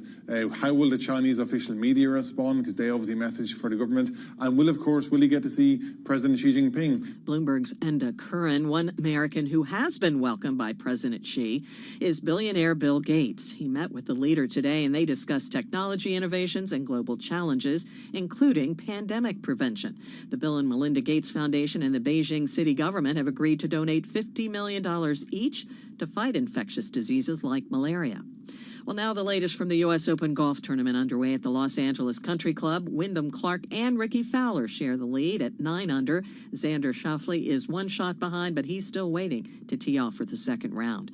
Global news 24 hours a day, powered by more than 2,700 journalists and analysts in over 120 countries. I'm Nancy Lyons. Now back to you, Matt and Carol. All right, Nancy, thank you so much. So, hey, our weekend show's coming up tomorrow on Bloomberg Radio at 8 a.m. Wall Street time. I'll be getting up early. Hey, are you? 8 a.m. is actually not early for me because I have a 2-year-old. Right? Yeah. Get up, you guys can play with some stuff and put on Business Week. It's wake-up time. It's wake-up time. Well, as you know, the new issue of Bloomberg Business Week, it is out. It's devoted to a bunch on big technology, but specifically artificial intelligence. We caught up with the team, Matt and myself, including the columnist for the magazine, Max Chafkin, who talked about Microsoft's plan to make money off of artificial intelligence. Check it out. The more immediate concern is basically how do we plug this software into these incredibly lucrative, not necessarily beloved, but very widely used apps. Probably the best known ones are the Office apps, Word, Excel, and so on. And, Microsoft is so good at extracting revenue from software, from very expensive software. Something like 400 million people pay for Office, which is now called Microsoft 365. But the idea here is that they're going to charge users between, say, $10 and $20 a month. These are not official numbers. These are numbers that that are basically our best guess based on our reporting, and that's going to potentially create just an enormous revenue opportunity where you're able to get something like 40% more revenue